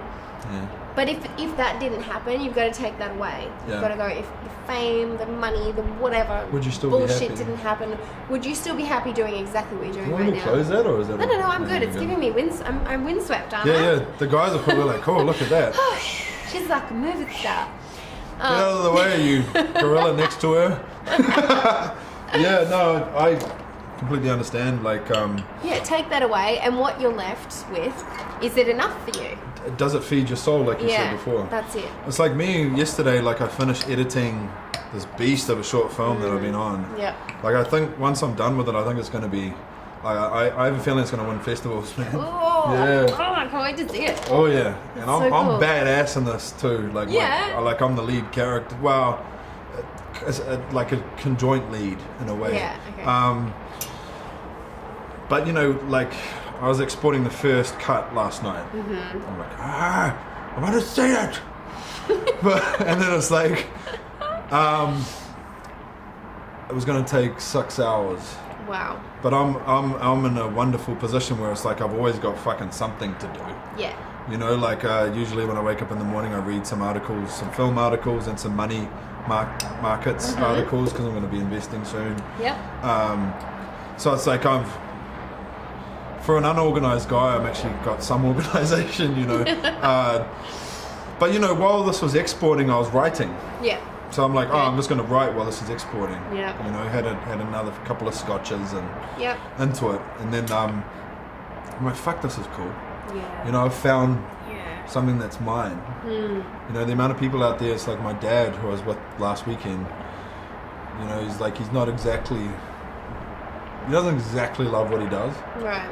But he felt like it's what he should do, And. Yeah. And he's a wonderful human. I love that man. But it's like, fuck, if a young person's catching on to this right now, it's like, dude or girl, do you, man? Because it's going to be a struggle anyway. That's right. You might as well struggle in what you really want to do. What you really want to, something soul food. Jim Carrey's dad said. I think he said. No, something. Jim Carrey said that. Because his father was, I remember that, because his father played it safe as an accountant. Yes, that's right. And then he got fired from that safe job. Yeah, you could fail doing what you don't want to do. So you might as well try and fail. Well, you could try put and yourself in the position where you might fail at something you do. Exactly. It's like, that's cool. And I feel like I'm blessed. Because when I started studying science at university, I was like studying geology. Because I took biology, I took chemistry, I took physics, I took fucking all the maths, and then I had this one teacher, and it's like what you were saying about teaching, we'll come back to that. But I had this one teacher, and fuck knows what he's doing teaching children. I think he's just a lord of a man. He had like a conjoint degree in geology and physics and chemistry, and he was an astronaut. Mr. Anglesey, God bless you, sir. He was like, Jeremy, we're doing year 12, which is like equivalent to your guys' year 11, because we go to year 13 in New Zealand. We start a little earlier. Sure. So it was year 12 earth science with principles of geology incorporated from university. Yeah. He's like, Jeremy, I think you should do this course. I think you'd like it. And I'm like, yes, sir. Yes, sir. All boys school, sportsman, academic, in a way. Yeah. Although when I started drinking beer at high school, my grades fell down. Yeah. Well, who would have thoued? I did. And found women. I was quite late, but great combination. I was quite late in the piece, but then once women started showing interest in me, the grades dropped, which is hilarious. Just flabbergasted. Wow, who would have thought? I'll call a woman. But I went to this course, and he took it, and there's only 7 guys doing it. And I think 5 of the dudes didn't really get it. Right. Me, I averaged like in the 90s without even putting effort in. Well, I put in effort, but I wasn't like being a nerd like I am now. Okay. And I won an award from the mayor of West Auckland, Waitakaru. Mum was real pissed off because I turned up in bare feet. Just hungover. Bare feet. Jeremy! Oh my god. You're in the... it's like I'm in the... the mayor's chambers. Right. But it turns out they're all surfy dudes. Okay. So they're like, oh, nice. You know, they're all old surfy dudes that smoked weed and shit. And I'm like, but anyway, like, so I got an award there, and then Mum reckons it was a blessing that I broke my ankle. Yeah. Because I was set to go to St Mary's Penrith to play rugby league. I had a really good year of Colts. Yeah. Under 20s, and I was an animal just on the field. Yeah. But Mum says, as eloquently as she puts it, I reckon you would be a cunt if you played rugby league. So I'm glad. Thanks, Mum. So it's the rugby that does that to guys? Well, I don't know. Who knows? Just bred like that. But anyway, like, so I broke my ankle, and then, like, I just always remembered I was like wanting to be a scientist and a rider. So I went to university, and let me get that for you. Oh, thank you. So like, I was like, well, I've got a broken ankle. I can't play sport. Right. What the fuck am I going to do? I was working. Yeah. But Thank you. that's right. So I went to university, and I just fucking cruised through. I wish I'd put in more effort. I wish I had to. Because I cruised through like a B plus average, which is still like 80 to 85. Yeah. But I could have been A's. Oh if I yeah, put in the effort. absolutely. And then I think looking back, you're like, what I wouldn't give to just be able to soak up all that knowledge. Like Take now, that kid and just if I were to go wake up to yourself. Yes, Yeah. exactly. I was just interested in going out and being the more social aspect of uni and whatnot. But that's a part of the age group. Hey? Yeah, it is. I would just love to. I would love to be in uni right now. It's all good in and hindsight. I would just be like this sponge of knowledge. Well, that's what I was like with UCLA, which was all correspondence with film. Yeah. Like,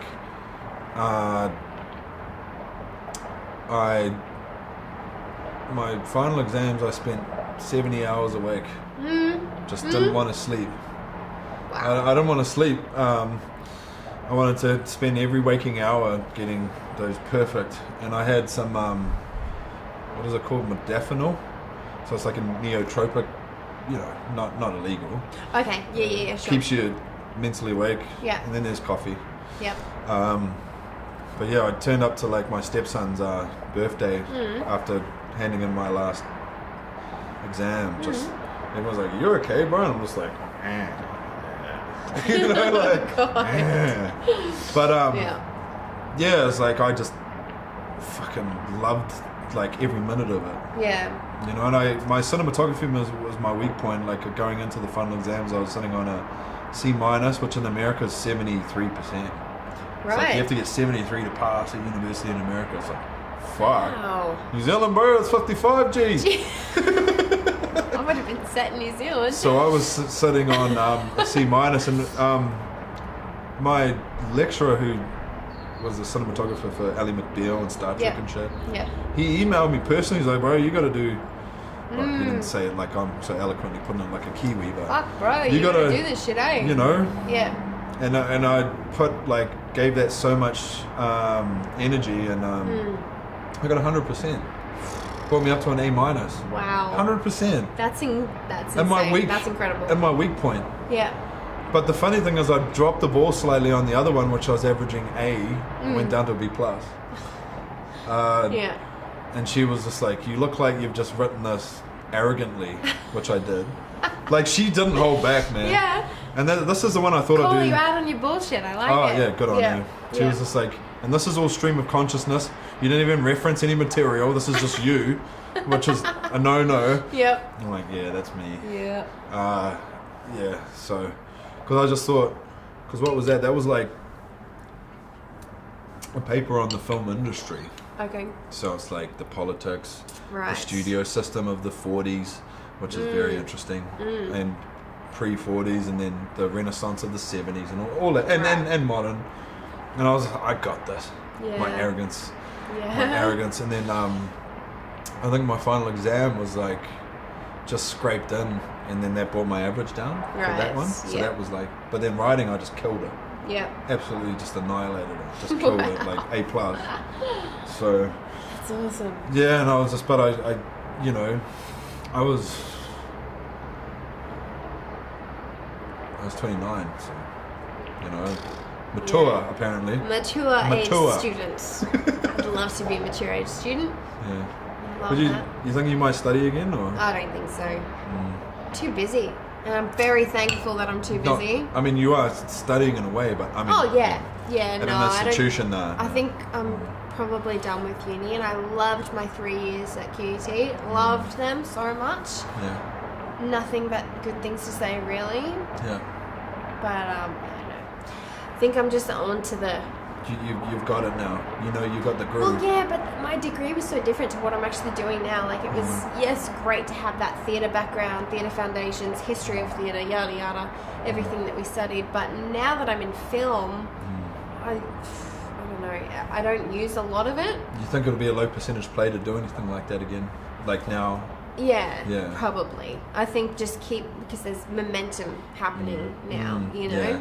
And you got to just ride that momentum. Just got to ride that, exactly. Like a boss. And keep pushing as hard as you can, and just have your, I don't know what the saying is. Lately I've been saying it. Is it, have your finger in every pie? Is that it? I haven't heard that one. Eggs in every basket, that sort of thing. Eggs, oh yeah. Yeah, but then again it's like, also you want to choose a basket and egg the hell out of it. Well, yeah, once you find them. We're just making up our own shit right now. Yeah, yeah, but that's there is a case in point for that too, depending on, you know, the individual. But yes. I mean, yeah, it's like a lot of people, like, to me, it's like, how the fuck can you be a scientist and a filmmaker at the same time? It's like, well, work hard, bro. Yeah. Like, bro, I work hard, bro. Yeah. Like, it's like my missus, she's so understanding. It's like she'll be, you know, put up with me coming to bed at 3 or 4 in the morning because I'm on a zone. Yep. You know, and it's like, and me getting up early sometimes from that, and maybe being grumpy. I don't know. Yeah. Well, I'm not a real grumpy person, but still, it's like, you know, she's putting up with this crazy artist / scientist, and I'm away half the time. Yeah. Which you know all about. Yep. Sure do. Yeah. Yep. Let's take a quick break and we'll pick that up from there. Chat, we're back. Hey guys. Talking you with fucks. us. That's what I was thinking, fuck. You're actually real funny. Am I? Yeah, I find you hilarious. My boyfriend thinks so, but That's so cool. it's I find it a lot easier to make my stepson laugh than the missus. Really? I got to really work hard to get her laughing. But it's rewarding when it happens. Yeah, I'm sure it is. Gotcha. That was a good one. I'm writing that down. Yes. So yeah, tell me about your boyfriend. He's a doctor. He is a doctor. He would hate me talking about so that. Cool. I mean, you're a beast, son. You're a beast. He looks like a tall, handsome dude too. He is very tall, and he is semi-handsome. No, he's very... Don't want to give him too much credit. He's very tall. He's very handsome. He's very funny. Nice guy too. He's the best. You can see it in his eyes. Cool. If you ever see a picture of him, he just has kind eyes. Is he working in like remote areas and stuff? Yeah. Like doing good for the community and stuff? He's a GP. Yeah. So yeah, he's doing 2 years of GP training. He is a year and a half through that. So he finishes in February. We have 7 months of long distance to go. Out of 2 years total. Yeah. It's a long haul. It's a fucking long haul. Oh, of course it is. Man, people ask me about it, and I just think we are just the right kind of people to make it work. Yeah. It's not for everyone. Yeah. Some people need to have their partner with them regularly, and we're just so independent and both so career driven and so supportive of each other. It's that triple combo that I don't think if one of those wasn't there, you couldn't do it. I understand to some extent. It's like I'm away. Since me and the missus have been together, I've been away roughly half the time. Yeah, roughly, which is a lot. Yeah, yeah. And we pine for each other. You know, like I think it's easier for me because when I'm out on the rig, I'm immersed so much in my science. Like it's like I just give it so much focus. Yeah. But at the end of the day, I'm like, you know, laying in bed and it's like, oh man. Where's my woman? Yeah, exactly. You just want even just the cuddle, you know, without all the other dirty stuff. That, you know, it's like just that would be. I need that. You know, just but and I know I think it feels like she even pines even worse because it's like she's probably still got more time to think, you know, and it's like it's tough, but if either of you isn't as busy as the other, then I think you have sort of an imbalance where one is, not that you're not both missing each other, but I think Tom and I are just so busy. He's working non-stop and I'm working non-stop, and even when I'm not working, I'm studying or, auditioning or whatever it is. Yeah. So and we're both just very independent people as it is. So are me and the missus. Yeah. And I've fortunately as well been able to give her some support, like in terms of like what she wanted to do. And she's just like she's the biggest star in the household, which is so cool because I'm like, I don't really have an ego like that. Yeah. It's like, babe, you shoot straight to the top. Yeah, go for it. Exactly. You do you. Like, I'm not one of those dudes that, and apparently it's rife. Like, guys are like threatened by the woman doing too well. It's like, come on, bro. Man, no.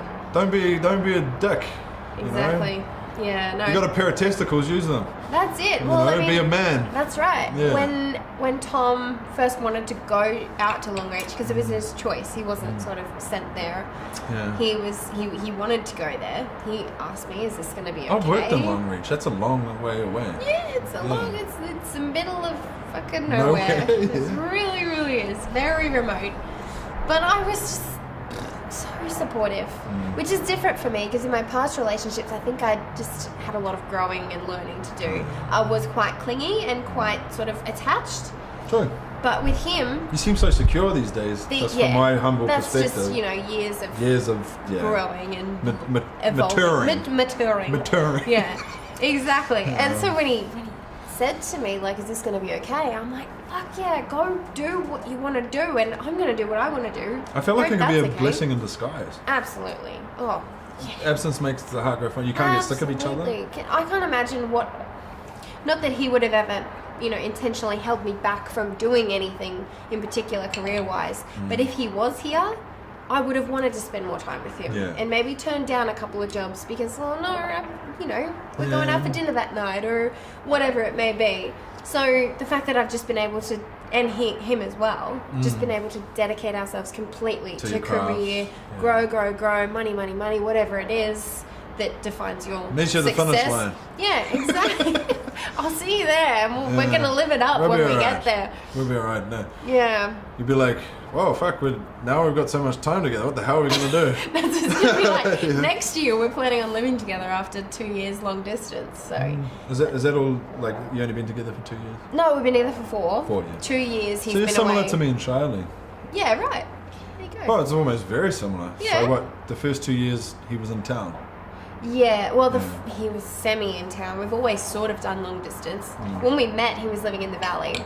Then after about 4 weeks of very casual dating, he moved to Redcliffe, and he was there for a year. So that's probably about 50 minutes. That's even further away from you, isn't it? Oh, yeah. 50 minutes away. Then he was there for a year. The year after that, he moved to the sunny coast. So, okay, now he's an hour and a half away. He was there for a year. He just got like a residency there or something? Yeah. He was just doing his medicine at the hospitals. That's so cool. Yeah. I think he's so gnarly. Just, I'm like, you got an artist, actress, excuse me, and a doctor. Yeah, motherfucker. Because it's like me, even if you take my film shot off the table, which I would never do. Yes. But it's like I'm a scientist and my missus is a makeup artist, and a good one. Yeah. It's like, yeah, motherfucker. Because I actually met a dude and he's a plastic surgeon, but he's a doctor. Right. And he's a filmmaker. And I'm like, hey, bro, I'm a scientist and a filmmaker, son. Yeah. That's us. But I don't know. Doctors are probably arguably better than scientists. I don't know. It's hard to say. But it's just different. Better than another. My doctor growing up, the only man that's ever touched my penis. Actually, that's a lie. It's a lie. A few of my friends. I was gonna say. We're not going to go there. Okay. A couple more beers, maybe. Wow. He, like, when I was studying science, he's saying you should become a doctor. You'd be a good one. Yeah. And I'm kind of like, I considered it, but science was so much a part of me. Yeah. But I have such a mad respect for doctors. As much. It's a crazy world these days where people have got such polarizing views. But I mean, doctors are doctors. The amount of times I've been fucked up. and doctors and nurses are have helped you out. like, it's like, God bless you. Yes. If we were still cavemen a million or so years ago, I'd be fucked. Yeah. I'd be burned and broken and fucking Oh, God. yeah, the worst. Like, Just a bad time all around. yes. Yeah. So, and obviously, if he's working in remote areas, he'd be helping the Aboriginal people too. Yeah, doing yeah. some really so beautiful things. he's just in the clinic, and I think I don't know how much he wants me to talk about this, but I think he found like working in hospitals more fulfilling. Yeah. He's very hands-on, problem-solving, sort of analytical mind, and I think in GP, it's not so much of that. It's just people coming in with sore feet. Yeah, or but you headaches. can bring your strengths to anything. You can, yeah, exactly. And everybody's different. Yeah, that's right. So it's different territory, but yeah. I mean, you never know what you're going to be doing in a year from now. You two are going to be a fucking power couple, if not already. Already are, baby. Already are, yeah. That's why an ex-girlfriend of mine actually messaged me. I might get in a little trouble here now. Oh, okay. My missus is fucking. She's the only woman I've actually been with that isn't insecure. It's incredible. That's cool. That's really cool. I've never cheated on her either. I can fucking swear Beautiful. that to God or the universe or whatever. But yeah, an ex-girlfriend messaged me saying, "Man, you and your new missus, you guys are on your way to be a power couple." So like, sick. Power. Jay-Z and Beyonce. Power. Yes. Power. No. But yeah, it's like, it's just cool when you got. I think it's just a sign of the times too. If you get two people, it's like you can get two really fucking intricate people like doing some fucking amazing shit, going like side by side. It's so cool. Like my missus is working on an opera right now, tonight and for the next few weeks. And she's working on Dora the Explorer. She's on Aquaman. She's on King Kong Skull Island. Like she's just she's killing it. Yeah, she's killing it. Yeah, that's awesome. And yeah, like I might be arrogant for saying this, but I'm one of the better geologists going around in my industry. So yeah. So well, it's not arrogant if it's if it's true, and you are humble about it. It's not like. Do you think so? Absolutely. I don't mind if people call me arrogant. Acknowledge that you're good at what you do. Thank you. Absolutely. Yeah, I don't care if people call me arrogant. That's fine. Yeah. It's like. That's their problem if they've got an issue with your confidence, I think. Well, I mean, that's a fine line too, confidence and arrogance, isn't it? It's a very fine line. And that's why I just feel like I've always been confident, but it's like, it's like when people say, oh, so-and-so, he's arrogant, she's arrogant. I'm like, well, is it warranted? Yeah, right. Is it warranted? Because then it's probably more confidence. Yeah, but yeah. For sure. Whatever, eh? So... Let's flashback. Oh, okay. Early life Wollongong. What are we talking about? Beautiful area? Oh, stunning. And it will always be in my heart. It will always be home. Even though it's hard because if I was to drive a car through Wollongong, I wouldn't have a fucking clue where I was going. Come on. I was 13 when we left. Oh shit. Yeah, I've been here for 13 years, so I'm about to cross that border where I should start supporting the Maroons, but I'm not gonna. Never going to. How dare you even say that? I know. Blasphemy. It's like I'm a New Zealander saying that. Yeah, exactly. But yeah, no, it's home. It's where my grandparents are, my uncles and aunties, and some of my cousins, and whenever I go back, and I don't get back nearly as often as I should, but it always feels. It's that feeling where you just click into place. Yeah. Yeah. I understand 100%. That was like me last weekend going home. Actually, like I've been home since I've been in Australia 11 years out of 33. Yep. So isn't that funny? That's the third. Yeah, exactly. Right. Yeah. When I go home, it's like, everything just clicks in. I'm like, and you're just the most true version of yourself. Yeah. But then again, when I leave, I'm always ready to come back here. Yeah. I'm like, get me back to where I'm doing my thing. Yeah.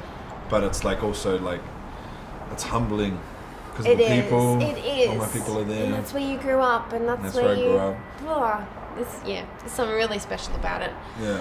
I try and get back as often as I can, but it doesn't happen very often. Sorry, Grandma, I love you. I really do. I was getting back like 3 times a year. Yeah. For the first 8 or 9 years, but then because of film stuff and going to Los Angeles for that film meeting, it's like I didn't go back for October 2016 or was it November 2016 to last weekend. So I was like, everyone was like, where the fuck are you, bro? Yeah. You know, so I went back just for 4 days, and it was so cool. That's awesome. But yeah, it's like here's definitely where. Well, it's where the part of my heart's there and a part of my heart's here, I suppose. Yeah. Yeah, but I love it here. Yeah. No, I love it. I've got my base in Brisbane. I did most of my growing up in Brisbane. You know, my real growing up, where you're going through shit and finding the people that, you know, you're going to be connected to forever. And yeah, true. Yeah. Because did your parents obviously move up here, right? Yeah, we moved up as a family for Dad's work. Yeah, so that was, I mean, I was 13, 14, just going through it, like new school at the age of 14. It's a tough age for a girl too, isn't it? Oh, man, yeah. Hormones and... Yeah, it was craziness. It was just absolute craziness. I don't think you could pay me all the money in the world to go back to high school. Yeah. I sort of just, you know, that was where I really struggled with who I was, as everybody does probably, but that's really where I found acting. So that's where it started. Well, it has always been a part of me. Yeah. You know, Spice Girls were probably my first. That's how I learnt my flawless British accent. You know, the Spice Girls for everything. No, mate. And but I think it was in high school where I took drama for the first time. I'd never taken a drama class.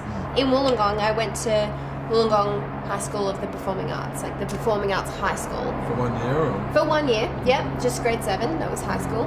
And that was audition based, and I auditioned as a dancer, because I was a dancer for many years when I was younger. And I got in... ballet or...? Well, like I did contemporary, like hip-hop, jazz, that sort of thing. I was never a tapper or ballet, that was more my sister. My missus did all that. Really?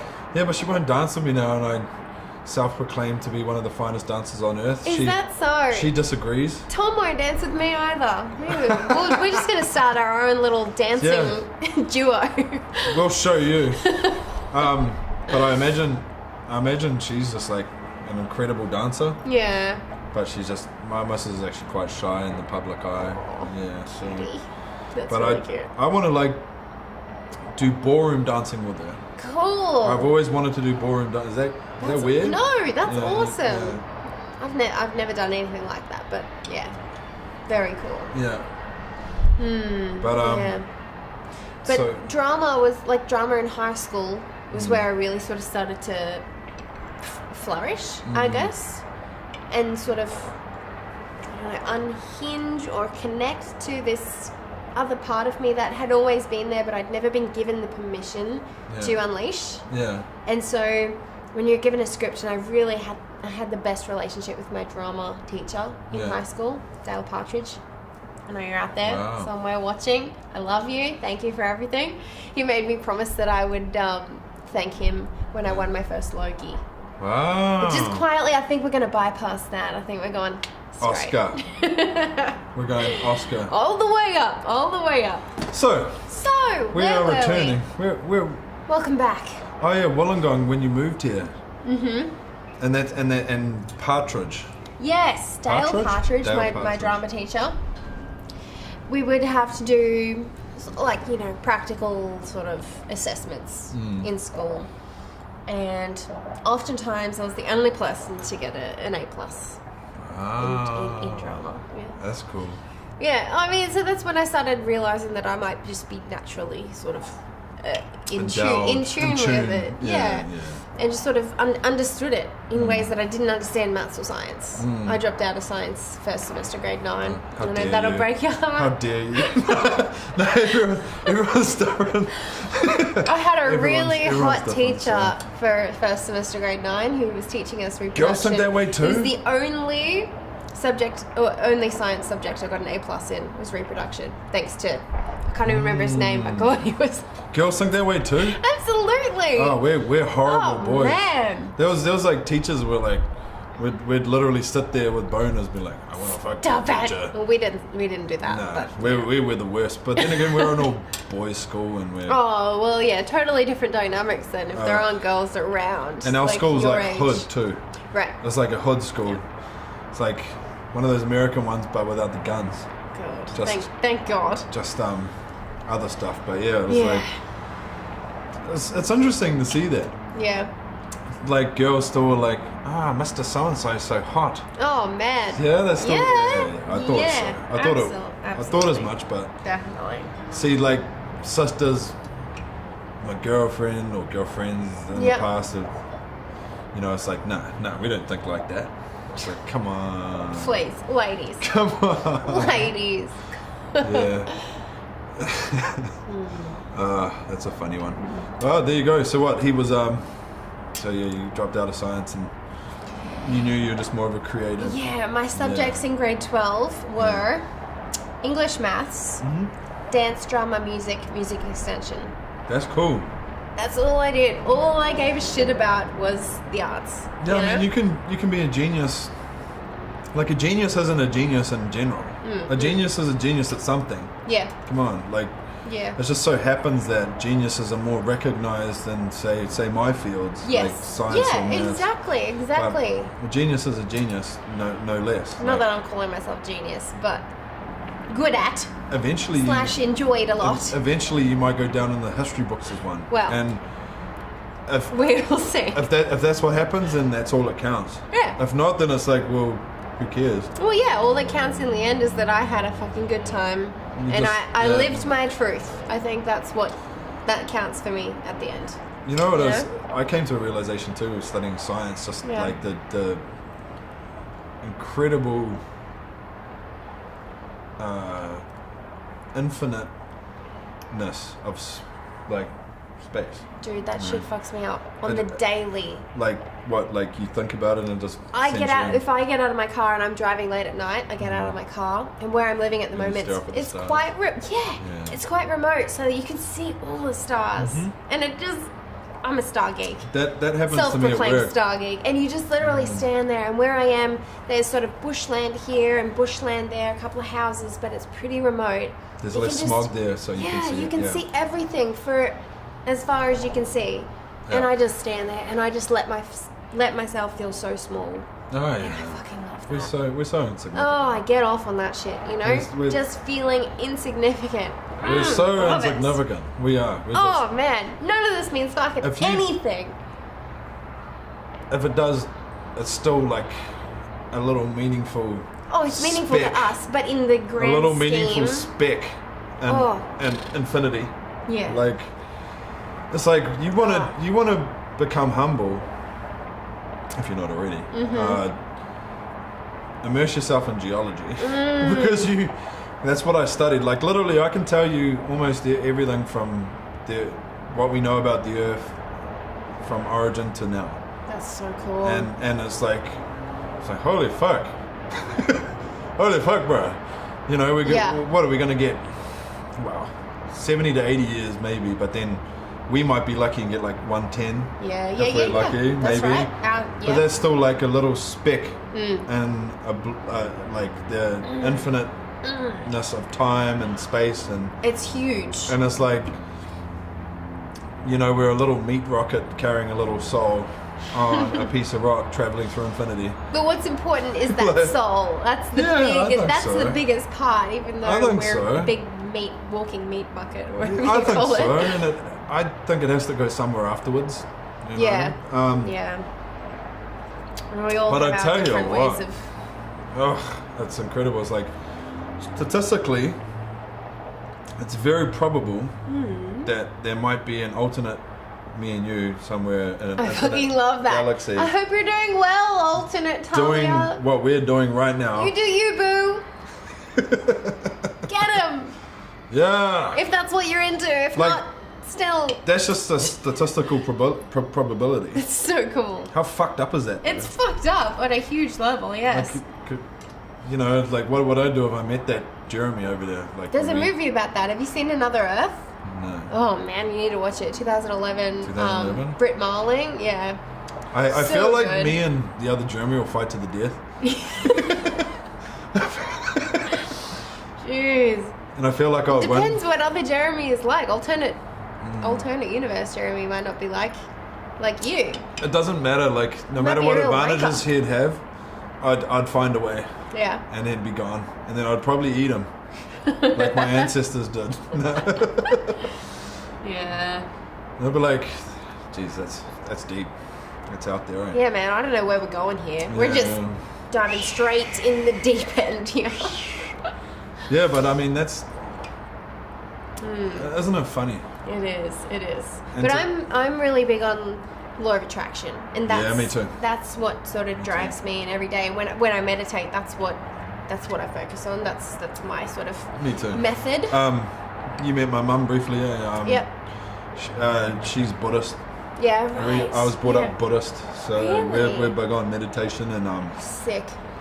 it's quite hilarious. Like, what the fuck, you Buddhist? Yeah, bro. Buddhist is G. Peace, but really peace. Yeah, and that's why I'm kind of like, a lot of times, if I, like, fuck, this is actually fucking me up a bit, I just revert back to a You bit gotta of Buddhist get quiet. Yeah. Buddhist theory, or whatever you Love it. want to call it, principles, and all of a sudden I'm cool. Yeah. And it's also like reggae music, like Bob Marley and shit.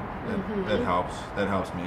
Yeah. It's like, yeah, it's true. So what, you just meditate like just off your own back? No, you're just kind of like, the law of attraction is real, which it is. Like, that's physics. Yeah, 100%. That's physics. how I live my life. It's my religion. It's my everything. It's my guiding force. Everything. When I meditate, I try and meditate daily. If I don't, I notice it. I notice when I've not done it for a couple of days or weeks or whatever it may be. Spiritually, you just Yeah, notice you the just difference. feel out of whack and things aren't going right for you, and you don't get car parks as easily, and you don't you play phone tag a lot, and there's not a Yeah. lot of things that line up, and you might not be working for a while. Yeah. And I know that's all because I haven't meditated, I haven't gotten in tune with, my inner being or my source energy. Like, I haven't done that energy work. Yeah. You can And feel it. It needs work. Oh, It does. it's work in itself, exactly. But when you do, that's when the phone won't stop ringing. Yeah. And it's your agent, or it's a casting director, or it's whoever from your childhood you've just been thinking about. And That's fucked up, isn't it? yeah. That's fucked up when that happens. That happens to me all the time. But I live off similar principles to what you were saying too. Yeah. Like, I understand, like, the law of attraction is actually physics. Like, it's actually proven. I mean, to the extent, it's like people like, no, if you think about a Ferrari, you're probably not going to get a Ferrari by the afternoon. It's still realistic. But it's more of an energy thing. It's an energy thing. Yeah. And if you think about that Ferrari, but you think, I'm not going to get a Ferrari, I want a Ferrari, but I'm really not going to get it. Your energy is focused on not getting that Ferrari. Yeah, well, I You've feel got like to- it's like, you think, I want a Ferrari by 2 o'clock this afternoon. It's like, no, that's not the way the law of attraction, or what me and Mum say, the universe works. Yes, the universe. What the universe will do, it'll be like, it'll plonk a big job in front of you to earn that money to buy the Ferrari. Yes, it'll give you the means to get there. Yeah. Exactly. It's like, be gotta careful what you wish believable for. for you. Exactly. Well, it has to be believable. Like, Yeah. Otherwise, your energy isn't focused there. It's Yeah. focused on not getting it. yeah, exactly. You know? And I just feel like that's why I'm like, when I start getting a bit, like, oh, for fuck's sake, this thing's fucking irritating me. I'm like, hang on a sec, Jez. Look at your life. This ain't a biggie. Appreciation. Next minute, Yeah. I'm like, care. Exactly. So it's Exactly. just, and geez, where I've come from as well. It's like, wow, it's like and even like where our ancestors have come from. Did you know that, like, the average Western world person lived off $1 a day in today's money in 1895? Whoa. I mean, we can live off, what, like $50 or $60 a day just off the back of the government if we decide to be lazy, or Yeah. if we need Yeah. intervention for whatever reason. Yep. Or I even think, like, it might be more than that for, like, a single mother, which I really do think is great. We'd live in a society like that. Yeah. But it's like, can you imagine, like, our ancestors worked, some of them probably coal miners, some of them were whatever, and worked, Yeah. like, ridiculous hours compared to us, Yep. and lived off, on average, $1 Wow. a day. $1 a day. In today's money. Shit. It's like, by the end of the week I should be able to get a couple of loaves of bread from the mart, and then my family won't starve. You know, like... Man, you just have to put things in perspective like that all the time. That's what I do. Yeah. Like I studied history at high school, which I love. Yeah. Because a lot of the people that I get into arguments, well, not so much now, I'm like, you know what, I'm done. I'm done with that. You're evolved. Yeah. It's like, let's not talk to idiots now, children. Exactly. It's like, I'm like, hang on a sec. I studied a lot of history at school. I read a lot of books. Yeah. And I'm a scientist. It's like, and I'm arguing with this person that... It seems silly, doesn't it? Obviously has no concept of history. Yeah. Without getting into science. Yeah. And it's like, geez, you know, it's like, if you just put all those things in perspective, I feel like I'm blessed for that. Yeah, you know, absolutely. You got to take that knowledge with your skill and with your current experience and put it all together, and that's your trajectory. That's what I feel like when there. I have a couple of people in my life that sort of look down on, semi off topic, but not really, that look down on extras work, right? Why? Because they don't see The benefits? Well, they don't see the benefit, but they think that they're above that, you know? And you just have to... Oh, come on. It frustrates me so much. If I liked a project enough, I'd go and be an extra on it. Like, I'm a fucking director, for fuck's sake. We were so lucky to have Pirates and Thor and Aqua come to Oh, you mean they look down on those? Yes! Come on! That's what I mean! Oh my god. Because I was an extra in Thor and Aqua, and I would not change that experience or take back either of those experiences for the world. No, of course not. I got so much out of them, both career-wise, like, you know, learning how it worked on a big set and what each person did and how many fucking crew are required to make this. I was thinking you meant just in the local industry. No. You mean... I mean big time. Wow. Big time extras. They're like, I'm not going to start as an extra, I'm just going to go straight to the top. And I'm like, okay, well, good luck with that. Let me know when you get to the top, because I'll already be there. There's no such thing as a small role. There is no such none. thing. Take the work. Take the work, take the paid work, take the networking, take the lessons. God damn, I can't believe people think like that. They really do. That's fucked. They sort of go, I don't really want to be a part of, you know, even the superhero movie culture itself. Don't want to be a part of that because it's not helping anyone. It's not meaningful work. Yes, it is. I'm just like, if that person, if whoever needs to go sit in a cinema for 2 hours and watch Aquaman to forget about their bullshit fight they just had with their mother or boyfriend, then that's helping. Yeah. It all has a purpose. Depends on the person too. I know so many people that are just like, just live for DC and Marvel. Yeah, right? Exactly. Some people fucking love it. They're just all about it. So whether you think it has value or not, that's your opinion. Cool. But for each different person, it serves a purpose. Well, I think there's a reason they earn so much at the box office. Other than like people saturated love media. It. Yeah. Like people actually like love that shit. They do. They actually do. Yeah. Geez, that just makes me on the subject anyway of just being with gratitude. It makes me grateful. Just I completely misinterpreted at first. I was like, yeah, right. What extras work in terms of like my films? Like I was thinking of, you're like, nah, like Pirates. It's like, dude, you're getting paid like an obscene amount of money. You're seeing life on a huge Hollywood set. The food's incredible. You're fed, you're paid. What more do you want? You get to work not one-on-one, but you know, up close with the stars. See how it all works. Okay, the camera moves like this. Okay, they use this terminology. Oh, this means that. This means that. Yeah. And always be humble to your extras. I think by starting at the bottom, like I've started in extras work and worked my way up to indie lead roles, one day to Hollywood lead roles. No doubt. Mark my words. No doubt. You retain that attitude of, you know, I appreciate what you guys are doing, and even though you're extras, it's, you know, seen as a bad thing for some reason, you're putting in 8 to 12 hour days, sometimes more than that. You're fed, yes, but a lot of the time you just sit there and bring your board games and whatnot. It's hard work for not a lot of payoff. You might be a blur in the background. but for me, when I've seen probably maybe 8 to 10 blurs in the background in Thor that I was that blur. And they're everything Daniel Chuck to me. got a nice one. Hey? Daniel Chuck got a nice one. Yeah, he did. Everyone's seen him in that where they open up the beautiful black man that you are, Daniel. Wow, beautiful. Yes. Everyone goes, that's Daniel. Yeah, I know him. I think you touched on it, like, or it resonated with what you said to me. Yeah. It's like you get to see everything they do. You get it's to like see everything. Exactly. Oh, look, I can see that fucking actress right there. Exactly. Let me visualize this because I can see it now. Exactly. I can see her prepping for that scene. I can see Kate Blanchett talking with Taika about how do you want me to deliver this scene, and do you want it like this, and should I come in like this, or, you know, see the Did you get to talk to Taika? A little bit, not a lot. It was I bet you more me and so, him would get on quite well. I bet you would. He Like, is hey, so funny. Yeah, we'd be quirky together.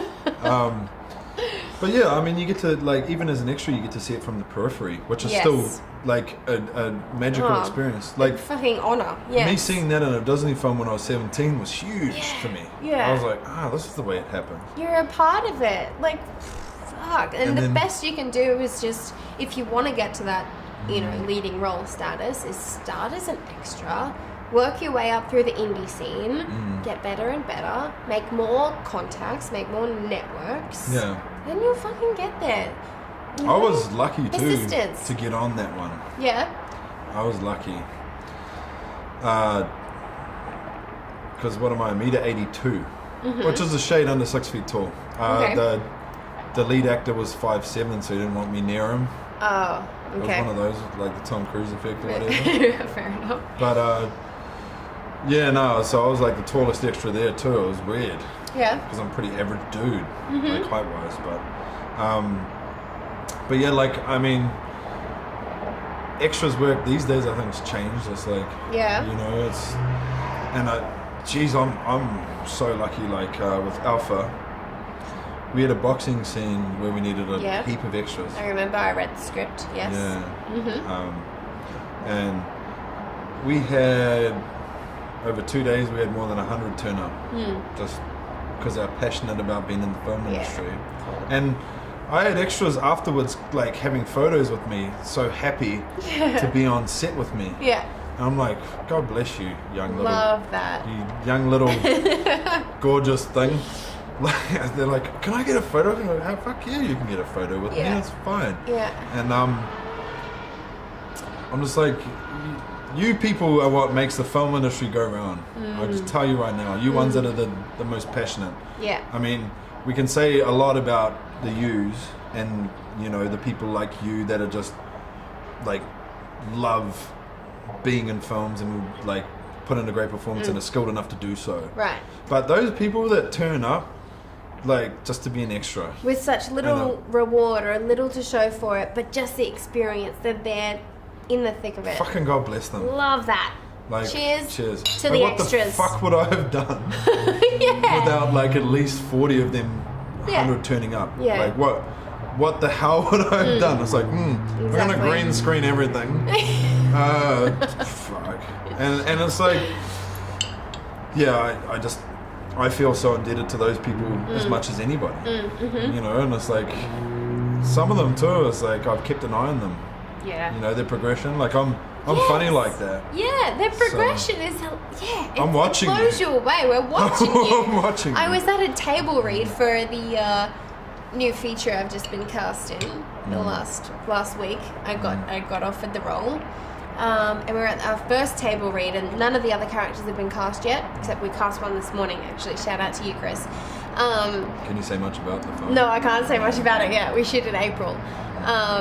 But we were at the table read, and there was this girl next to me, and I thought she might be sort of going for one of the other sort of female characters, but she was just there sort of to network in terms of crew. And we got to chatting afterwards, and it turns out she worked on one of my last features, Out of the Woods. She was an extra. She was a patron in the bar. Like, she was just a blur in the background, but we worked on the same project. And then we looked up the Out of the Woods IMDb, and she is right next to me in terms of the star meter. Like it's me and then her, and I was just like, what? You're actually meteoric-wise. working. Yeah, exactly. And everyone's got a different journey. That's right, and it's so cool that we'd work together, and I didn't even notice she was there. She didn't even know me, and we just connected on this totally other separate project. But she's been working her ass off. That's what it is. They call that synchronicity. Yes. And it's also like if you're hungry enough and you're working hard enough, like you're gonna be. And it sounds bad, but it's like, you know, like compared to the upper echelon, it's like there's scraps around the table. If you're hungry enough, you're going to get that in your mouth. That's right. You know, you're going to fucking get that opportunity because you are ready. Yeah. You are skilled because you've been working hard and you're waiting there in the wings. You know, and you never know, like that could be a fucking big fat Greek wedding or Muriel's wedding. Cult classic, you know, like those kinds of, or Napoleon Dynamite. Yes. Like they just all of a sudden just take the world by. Hang on a sec, you just put yourself in that film and now you're a star. Exactly. All of a sudden. So. Exactly. So just like I said earlier, have your finger in every pie. I don't know if I've invented that saying. I don't think I have. Finger in it just sounds dirty. It's been around for a while. Finger in every pie. It sounds filthy. I can't.